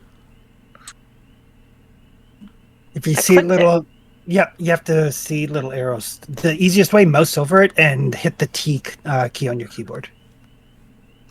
Oh, okay, cool. Thank you. Yep. And roll. Yep. Then hit your up button.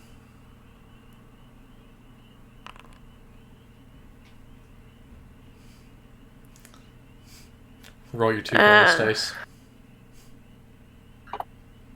Which is the BD button. Oh. Hit it again. God damn it. Why is my damage so low? Hit it again. Okay. That's better. And I can't play a card that's not my pool, can I? Nope. Okay, I will put the card in my pool then, Yeah. and I'll have to play it next time. Yeah, it's fine. You've because of the bunching up to shoot at you guys, you managed to ignite 2 of them, killing them both. Yes! Yes. Lucky, you got to do a murder. Your turn, Arthur. Yep. So you get to put a poop card into your pool, and then Arthur gets to go. Alright. I will look back at Matilda and say, "Don't die on me," as I then run towards Koji and Ikai. Now, So- I will Thanks. mention for those that have a little less experience with everything, that when you have something like up in play, is usually a good time to stretch things out a little bit. So you would be able to do your multi-action to run and also to cast cast a spell as you're doing so. Just your So wither somebody and run away. or heal Prefer someone. heal you? Yeah. Or heal/soothe someone, yeah. Yeah. As you're running away. So, exactly. So basically, my thought process is I'm going to try and do heal, and then I'm going to try and go straight to D. Yeah. So your multi-action in that case would be a total -8 because you're doing 5 actions. So that's your penalty.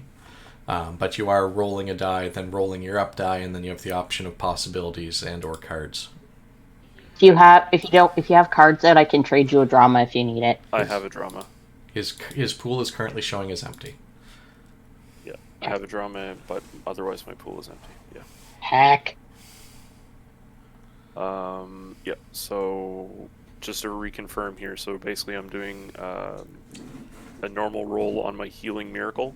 Well, you have the choice. You can roll it under miracle with all the penalties, and then compare it to your dexterity, or you can rolled as the dexterity with all the penalties, and then compare the numbers to your healing afterwards. Usually, the second one's a little bit easier because you're comparing it to one number without having to see if you're missing anything. Technically, it's the same difficulty, but a skill's typically easier to check than your stat, it seems. Okay, cool. So, yeah. So basically, under multi-action penalty, instead of doing 1, I'm flipping this to 4. Is that correct? Your penalty's 8, so it's 8? 5. Okay. So, So if it only goes up to 4, you have to put another -2. Sorry. okay. So I'll put it under multi-target penalty. No, there's a modifier, but yeah, you can just put it as multi-target. Other modifier. Yeah, because where you type in normally what's causing it.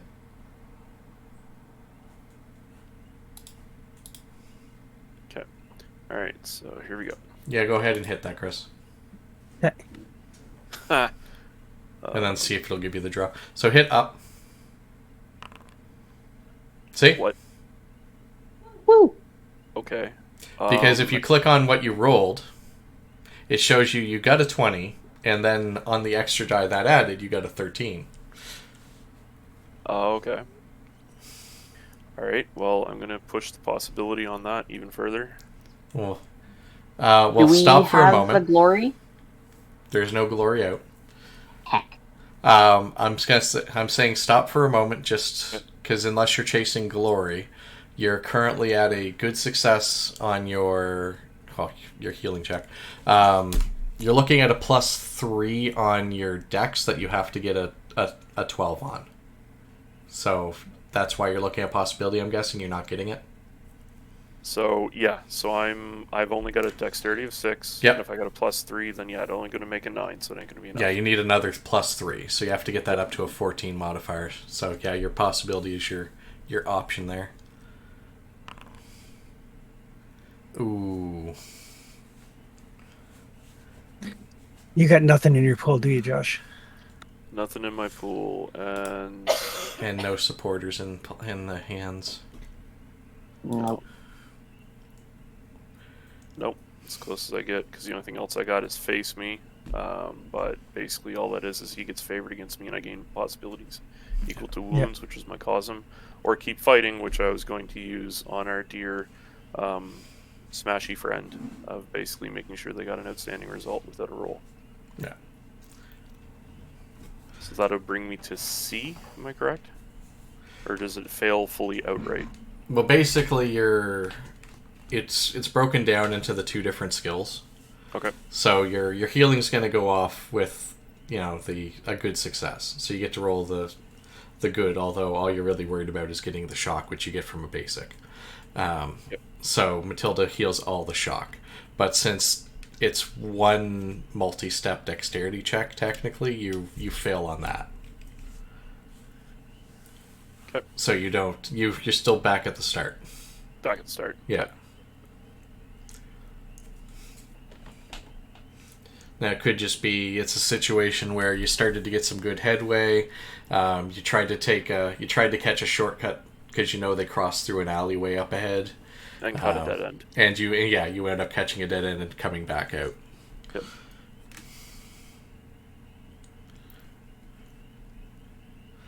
Okay.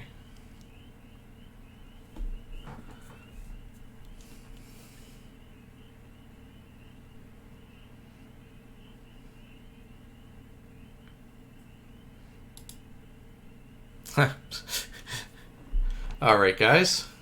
The new card has the heroes going first with up, villains going second. Has A and D. Yeah. Intimidate and Taunt are the approved actions. This is Aikal and Koji's chance to potentially subdue or prevent the mongoose from escaping. Let me claw him. Let me claw him. Go ahead. Just don't kill him. Remember, you have to put a card into your pool there, Josh. Because you still acted. You did succeed on one of your actions, but you still acted, so. Just do not kill him. I will do my best.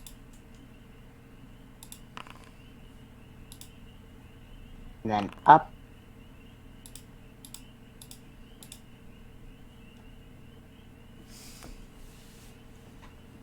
That is a basic success. 15 damage.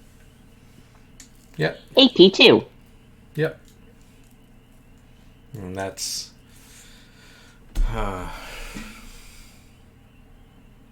Nope, not going to use it. Alright. You lightly claw in, because you managed to pierce through the leather, you lightly claw in. You may put a card into your pool. Should I spend a drama to make it bigger? This is asking for input from the group. The amount of headache currently caused, I'm okay if he doesn't even live at this point, personally, for Arthur's concern. If you do, I am within my rights to change what I chose to do and go to soak it. Yeah, that's fair. So click your drama on the roll. That's not actually outstanding, because you only have a difficulty 10 showing. That's a good. That's still a bonus die, right? Yep.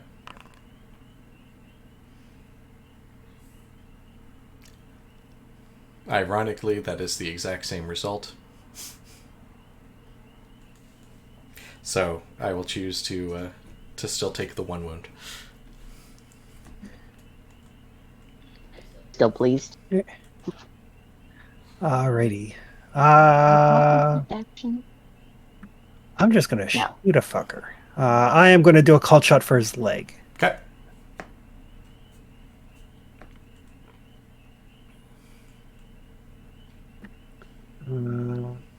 So call shot -2. I think I still have him.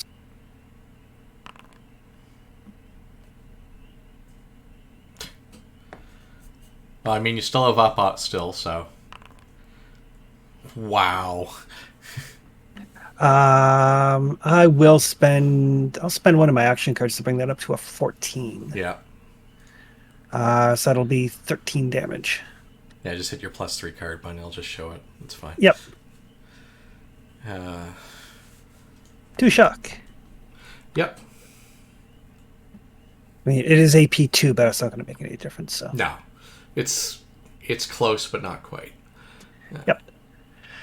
I figure you probably know the exact number at this point. Yeah. Okay. However, as I'm doing the math, the shock has just added up to enough with that one. Oh, we knocked him out? Yeah. Yeah, because someone dinged him for 1 earlier. So yeah, as the reptile man is slashing, I'm just going to very calmly just kind of put the gun like right to his kneecap and. Yeah, and the leg starts to buckle from the shot, and then you realize that the entire body has actually gone limp following it. Right. And I'll look at Ekyle, say, "Don't eat him," and then make my way ready to run back to help the others. As the mongoose passes out and falls limp, you do notice that they're quite effeminate features on a very slender body. Now that you can actually start making them out. But anyway, yeah, you can run back to the others, or they can quietly die. Or I can just breath weapon the rest of the damn bandits. You can try. Chris can add a card to his pool. You still have Jess and Josh to go with up. I can't actually because attack was not approved. Oh, I can add one to my pool. Yeah. One can go in your pool, you just don't get to draw one. Right. Which, speaking of, I'm going to put down a drama. Actually, you do get to draw one because your hand size has been problematic. It should allow you to take one back now. Still nothing. Oh wow, that's one hell of a glitch then, yeah. Yep, still nothing. Since that should have accommodated, yeah, if it was giving you a hard cap of 5, you should have been able to do one there. Yeah, Also, once combat ends, I have a card I want to play. Okay. Do you want to do anything, Arthur, before I breath weapon? Well, you're back to good. I just tried to chase and catch up to these guys, and I ran into a brick wall. Yeah, you're all still you're in the same zone with the 6 remaining bandits. So Okay. is Jess. Alright, well, if that's the case, I am now going to look at the bandits and simple action basically say, leave or die, and I'm now going to multicast Wither. Okay. Multi-target wither, you mean? Yeah, that's what I meant. Multicast, multi-target. I know there is a difference because I was reading the nice little things about multicasting spells. Yeah. So, let me just see if I can figure this out properly. So I still have up, and I do have my drama ready, and one possibility in the stack, so let's do this. How many's left? 6. Alright. The 4 that we're shooting you, because consider this has been a rolling foot chase, so you're not in front of the same building anymore. But they're on your heels.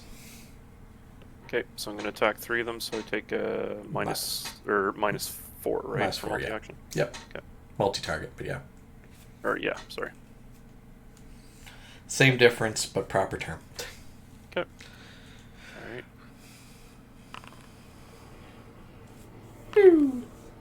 Well, Now, my question here at the standard is...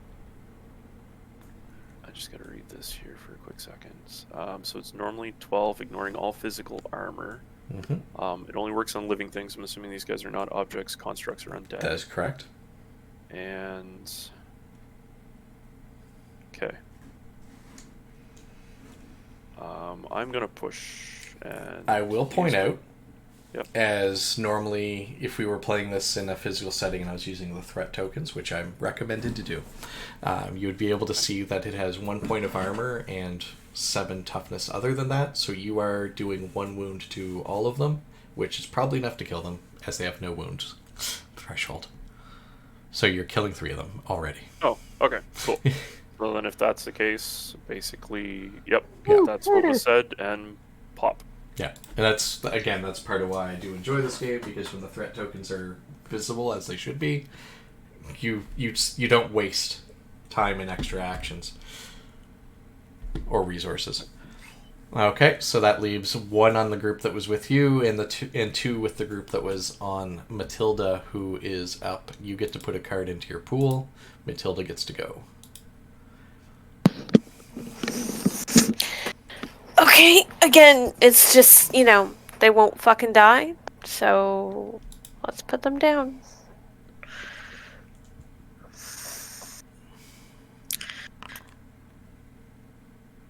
And click the up. Yep. Now you get to add 2 bonus dice. Not that it really matters, but you can. So that's another 2 obliterated, leaving just the 1 left.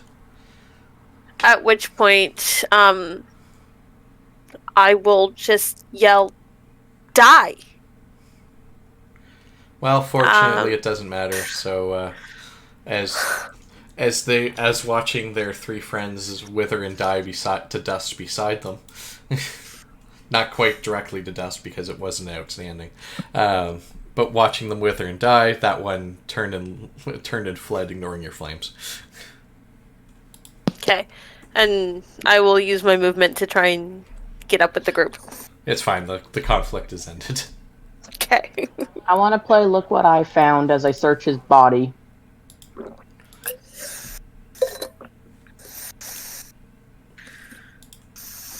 Okay. Ooh.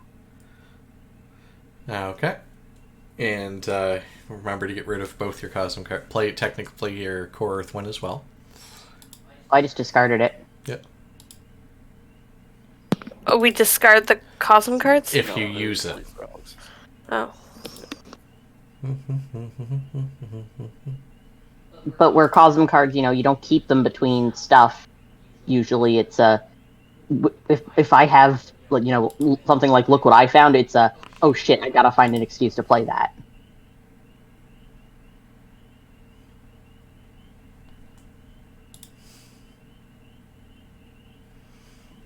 Okay. So you find a small shield enchanted with force resistance underneath their jacket on their back. What the? I will take it and I will give it to the squishy.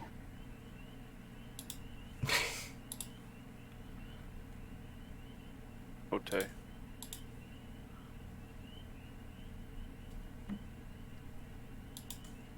I look down at him and like, you could have, used that. Oh, looking down at the knocked out guy. Yeah. You could have used that, and yet I clawed the hell out of it.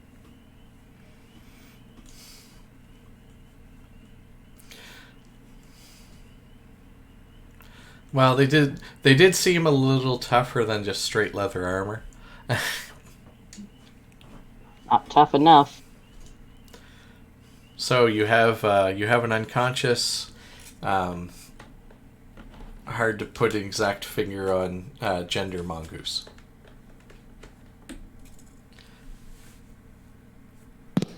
So let's take him somewhere where we can bring him back to consciousness and question him. Okay. Yep. Do we have a safe house or something of the equivalent? Otherwise, yeah, just having like a body dropped over, one of our shoulders probably isn't the best way to continue walking around. Oh. I don't know. They didn't give us a safe house or anything, so we may just need to find a hotel. That'd be really ironic. Starts out searching the body for a set of keys. Yeah, there is a set of keys on the body, but you don't know what to. Can I ask you something silly here at this point? Does it got a tag, like having a number attached to it? No. Okay. Stupid question. It doesn't have a wallet with like an address in it? Nope. That'd be too easy. No forms of identification whatsoever. Okay. Oh, now that they're unconscious, Arthur's taking a picture of their face. Okay.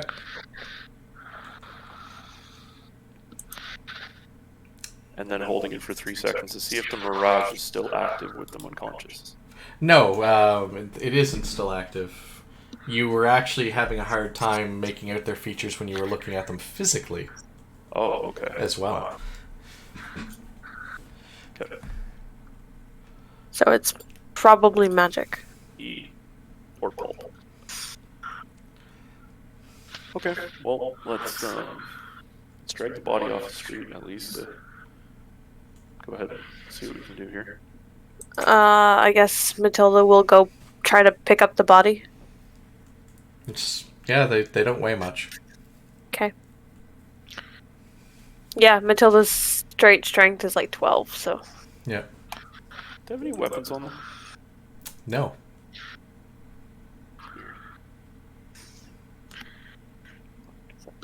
Does somebody want to go loot the burnt husks of the bandits before we go?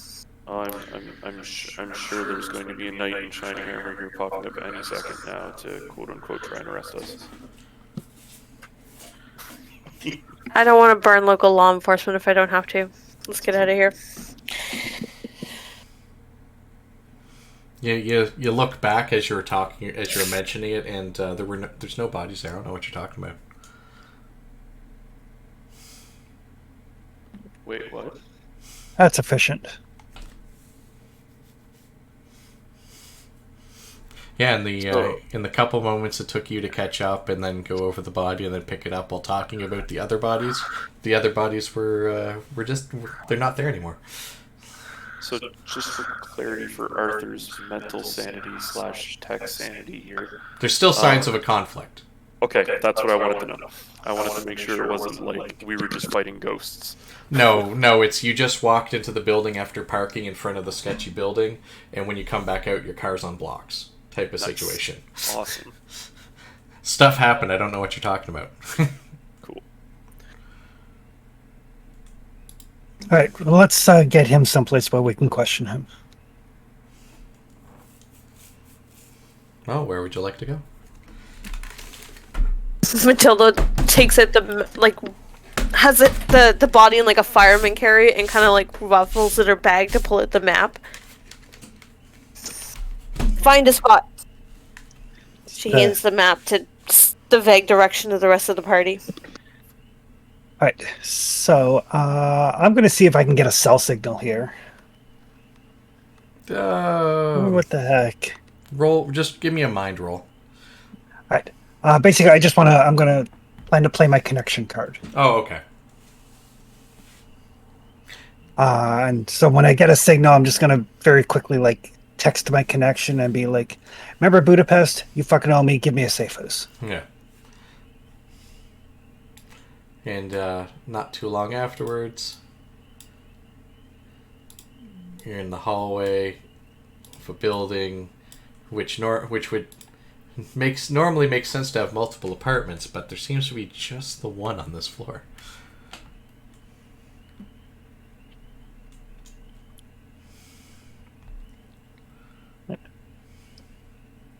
So here we go.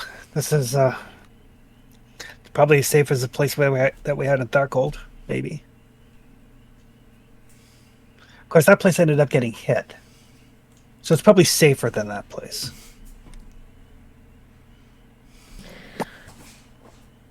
I will dump the mongoose in the nearest chair bed place to tie them up. Feel free to move yourself through and find a spot where you'd like to put the mongoose. Okay.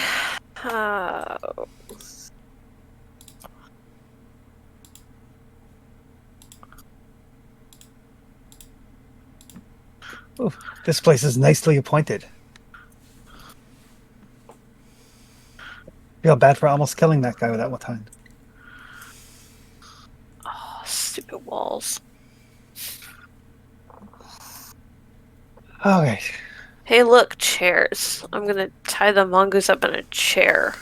In a kitchen chair? Okay. And I have rope to do it. I call Main hides in the hallway.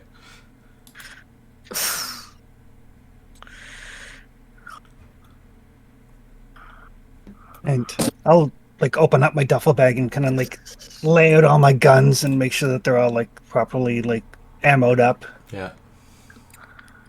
Does anybody have enough medicine to wake this guy up? I look over to you in the most disgusting look ever and say, really? And basically, at this point, go ahead and cast Blue Bands of Bastet on the guy to make sure that he doesn't move when he does wake up, because it's a concentration and unlimited duration. Waka waka. Well, make your check.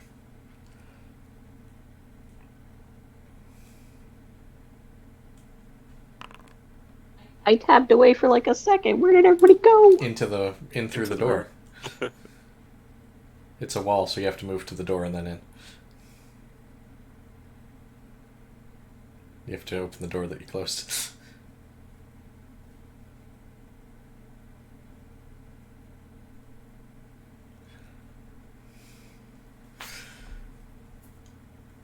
Okay.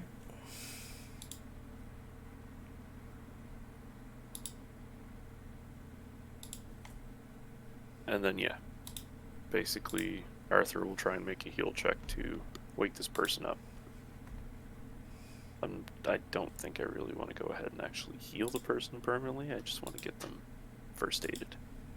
Second here.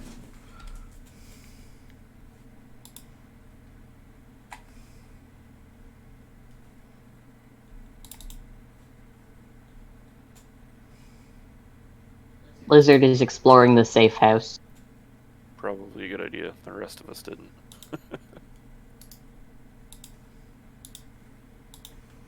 Ugh. I hate when that happens. I don't think you have it.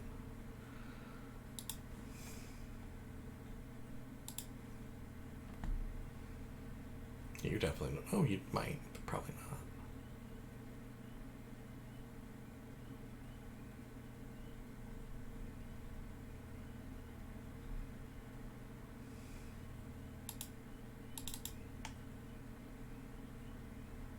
Oh, it doesn't actually list on that one. Weird.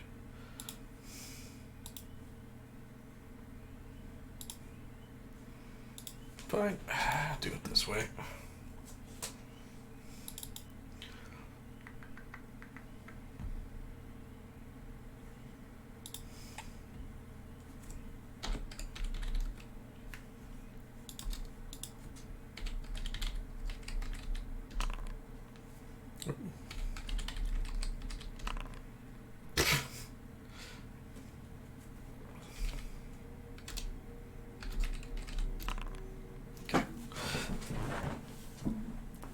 Let's check that quickly. Nice. Okay, so as Arthur comes up to check on the mongoose and potentially cast a spell, put the bands on. Yep. Yeah, well, you'd already put the bands on. Okay. To heal? Yeah, as you're coming up to heal. So you can move yourself closer to the token. I just put a bandit there. As you're stepping up to do so, you suddenly feel a surge of reality energy, and your blue bands are dispelled. As the mongoose slaps your hands away. No, no foreign hands on my body.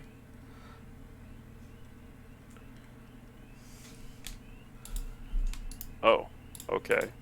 I'm now playing romance. Oh, The best card. And say, whoa, it wasn't even like that. Why are you sneaking around? I'm touched for your concern. Well, this isn't exactly well, this isn't my place. I don't live in exactly the nicest neighborhood, and when people are scouting out your place, you tend to want to avoid them, especially in my line of business. And what is your line of business? They look around, look at the different types of people that can be visible, which does not include I call. I don't know if anybody actually saw the little interaction of Jess's token came in, Ikal moved in front of the door, Jess's token left, and Ikal closed the door again. Yeah. Basically, they look like they're trying to find the right words, and then they kind of take a long look towards Koji, and then just, I'm an information broker by trade. Excellent. Koji's just like putting the guns back in the proper order, and then I kind of like look at Arthur.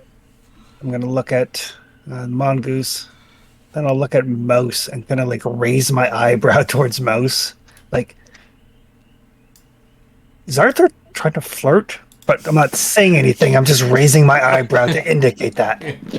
And Mouse just gives a subtle, nod and, look, the kind of look that belongs with the facepalm without the facepalm.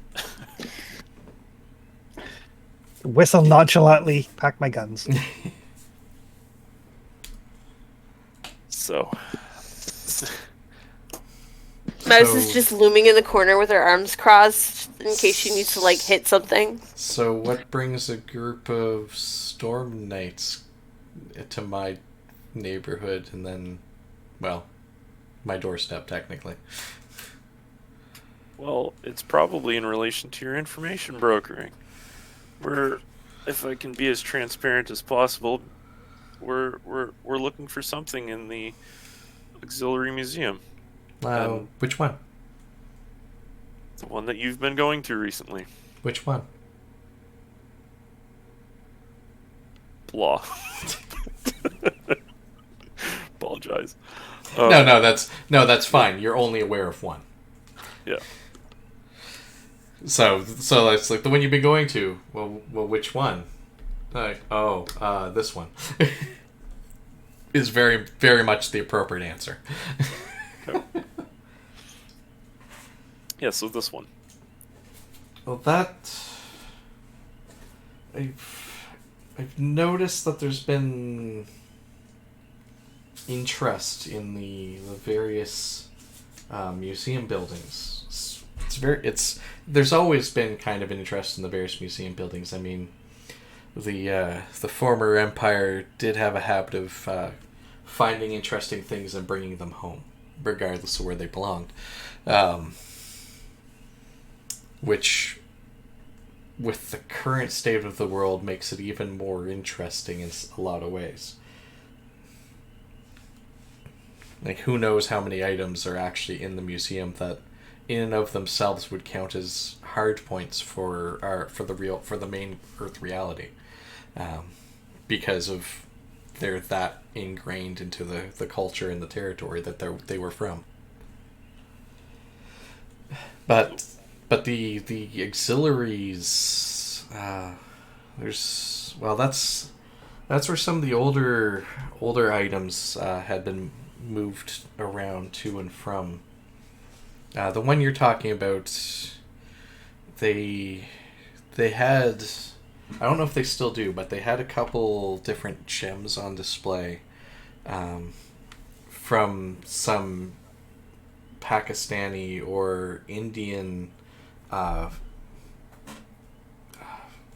What's the best term? Well, one of their dynasties back when the empire decided that it was taking over territory in that way. And I've noticed people that aren't from around here, present company excluded, sniffing around.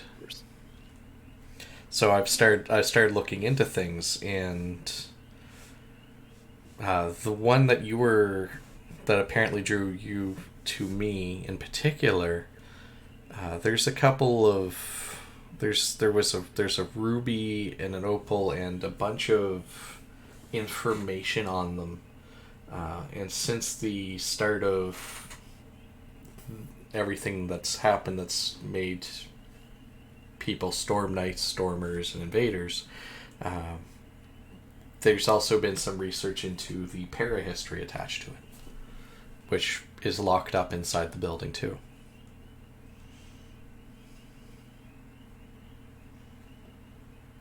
That makes sense. I look back at Koji. That's exactly what we're looking for. So you're only an information broker? Well, that's what pays the bills. There's so many less windows of opportunity for those that procure things when, well, who knows who's going to be in charge of any particular neighborhood or shop any given week. It's not much value in getting a hold of some high-end electronics to sell when they might not work the moment you put them down. Or Or conversely, some antique sword, which when you put it down, just turns into a normal sword. Fair. So, if I can be as transparent as possible with you, and I think in all company aside here, is there such thing as deputizing people temporarily for Storm Knights? I'm looking at Koji at this point, and Mighty Mouse. You all know, like yourself included, that you are able to recruit people to help you out at any given time. Whether or not they choose to actually sign on full-time with the Delhi Council is up to them. But if you have someone that's willing to help you specifically, that doesn't matter quite as much. Yeah. Okay. So yeah, Arthur looks back to Koji and looks back to Mouse, and basically to get a metaphorical feel before proposing the question of getting For our newfound friend to help us. For perfect irony's sake, considering you're a Nile Empire character, it's very much Indiana Jones. Yeah. Like, you can have plenty of friends, they might help you out, or they might turn out to, in the long run, to betray you down the road. Yeah. Yep. I do not trust this person as far as I can throw them. You look like Although you can that's throw pretty them quite far. I guess that statement doesn't really hold up. I still don't trust you. You trust me about as well as a warped bucket holds water? That might work better. I've literally never worked with anyone that I trust. So no change then, Koji. Okay. At this point, Ikal would have left the room he had commandeered. Probably scratched it just enough to be like my spot, and will wander back to the group. Mm-hmm.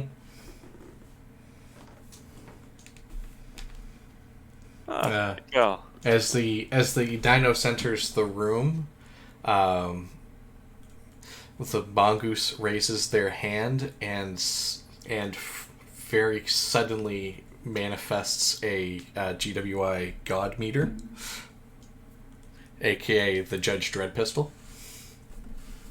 Whoa, whoa, whoa! That thing tried to claw me. You can't trust. I don't think I can trust the beast. The tensions are high. Ikai, stay over there. Ikal snarls back, but does back up. Matilda steps between them. Listen, I trust the beast more than I trust you. You deal with the beast. Yeah. So okay, we're all As good. Zyko backs off, Mongoose lowers their hand and the gun disappears back into wherever it came from.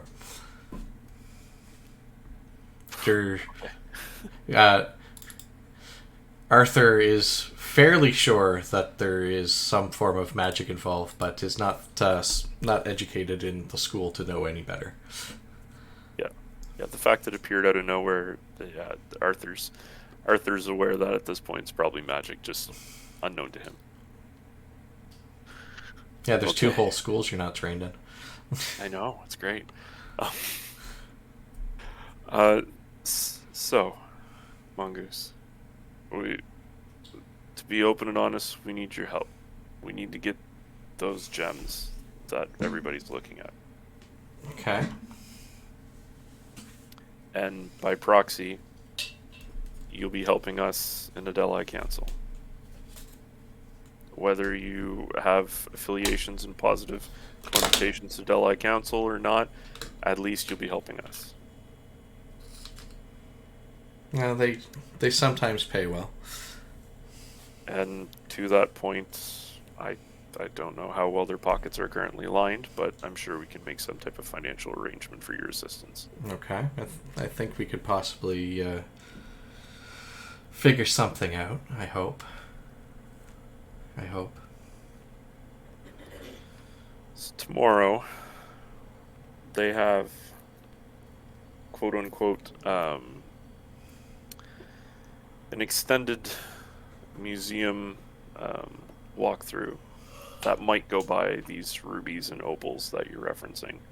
And that might probably be the best opportunity during the daytime to deal with it. Otherwise, the place is pretty heavily guarded. Right, Koji? Yeah, the guards are well trained. They've got modern weapons. Know how to use them.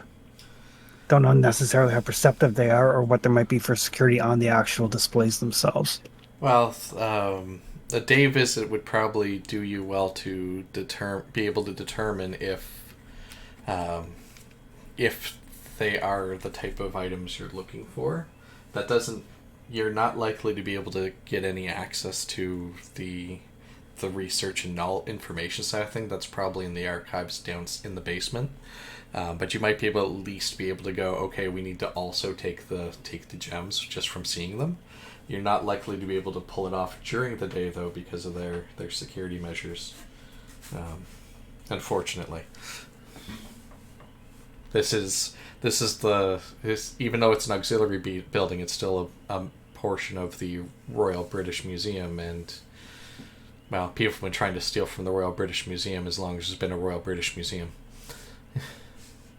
Fair. Well, I mean, they kind of did steal like most of their exhibits first. Yeah, so that's I was exactly why literally they have, out of character about to say of but like. that's I mean, why it's they have almost such the first. strong defense and security measures in place, even on auxiliary buildings. Anything that they still deem is important enough to remain on British soil is, well, important enough to die for. Okay. Well, if that's the case, then sounds like we've got a plan together. Okay. Case it tomorrow, and then yeah, we'll break in after hours or some form. Does that sound right, Koji? Do you think we're gonna have to deal with heavy fire and have quite literally all of London come after us? Hopefully not. Let's try to be subtle. Well, we can certainly, if someone has the means to book our visit in advance, to join with the group, so it's already earmarked to go there. We can do that tour potentially afterwards, depending on how valuable you view the information as being. Then stop by my place for my folio on what I've found out about the other information for it. And then you can do your heist in the evening. Let's not use the term heist. We're not that skilled. This is more along the lines of us probably accidentally tripping everything on the way out. Yeah, this is a smash and grab. Well, regardless of how it falls out, it's most likely going to be reported as some form of heist. the guards can't call the police if they're all dead. We're not killing guards. Yes, let's try not to kill anybody more than we already did today. In Isle, the death does not prevent you from acting.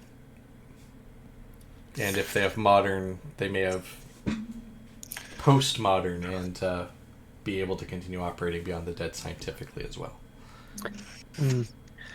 We had that problem for a while back home. Mostly contained. Okay. So All right, and with Koji, those... how long we have this place for? And I'm sure a break-in will go smashingly well. I see what you did there.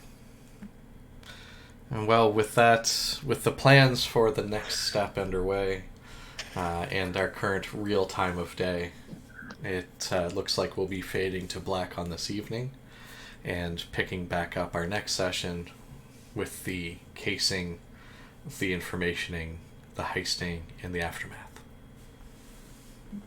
All right. And Al has gone to the room he has claimed as his own. And especially since someone has decided to romance and also see about making them an ally, I will actually have to make an effort to make sure I have the Mongoose's sheet in the system for your next game. Thanks. I can remind you. Yeah. I was super tempted to master plan the romance and have a romantic triangle. Just be Polly. Well, I mean, congratulations, on possibly the dirtiest way of doing so, but still getting the actually cyber papacy person alongside you. Yeah. I kind of felt a little awful to go ahead and even play it because I was like, okay, if it goes really, really bad, I've got this trump card, but it's Yeah. awful. Yeah. It's been played in far worse situations. We're just hey, getting bruh. we're getting a kick out of like the bumbling scholar trying to like. Oh yeah, Yeah. no, and that's The lowest charisma. Well, lowest charisma ever. The bumbling scholar with the persona non grata. Yep. Yeah. You were Jonathan trying to do the romance. That's yes. Cleric Jonathan trying to do the romance. It's great. Alrighty. Well, have a good night, folks. Well, thank you for Thanks, joining. everyone. Thank you. Yeah, thanks for game.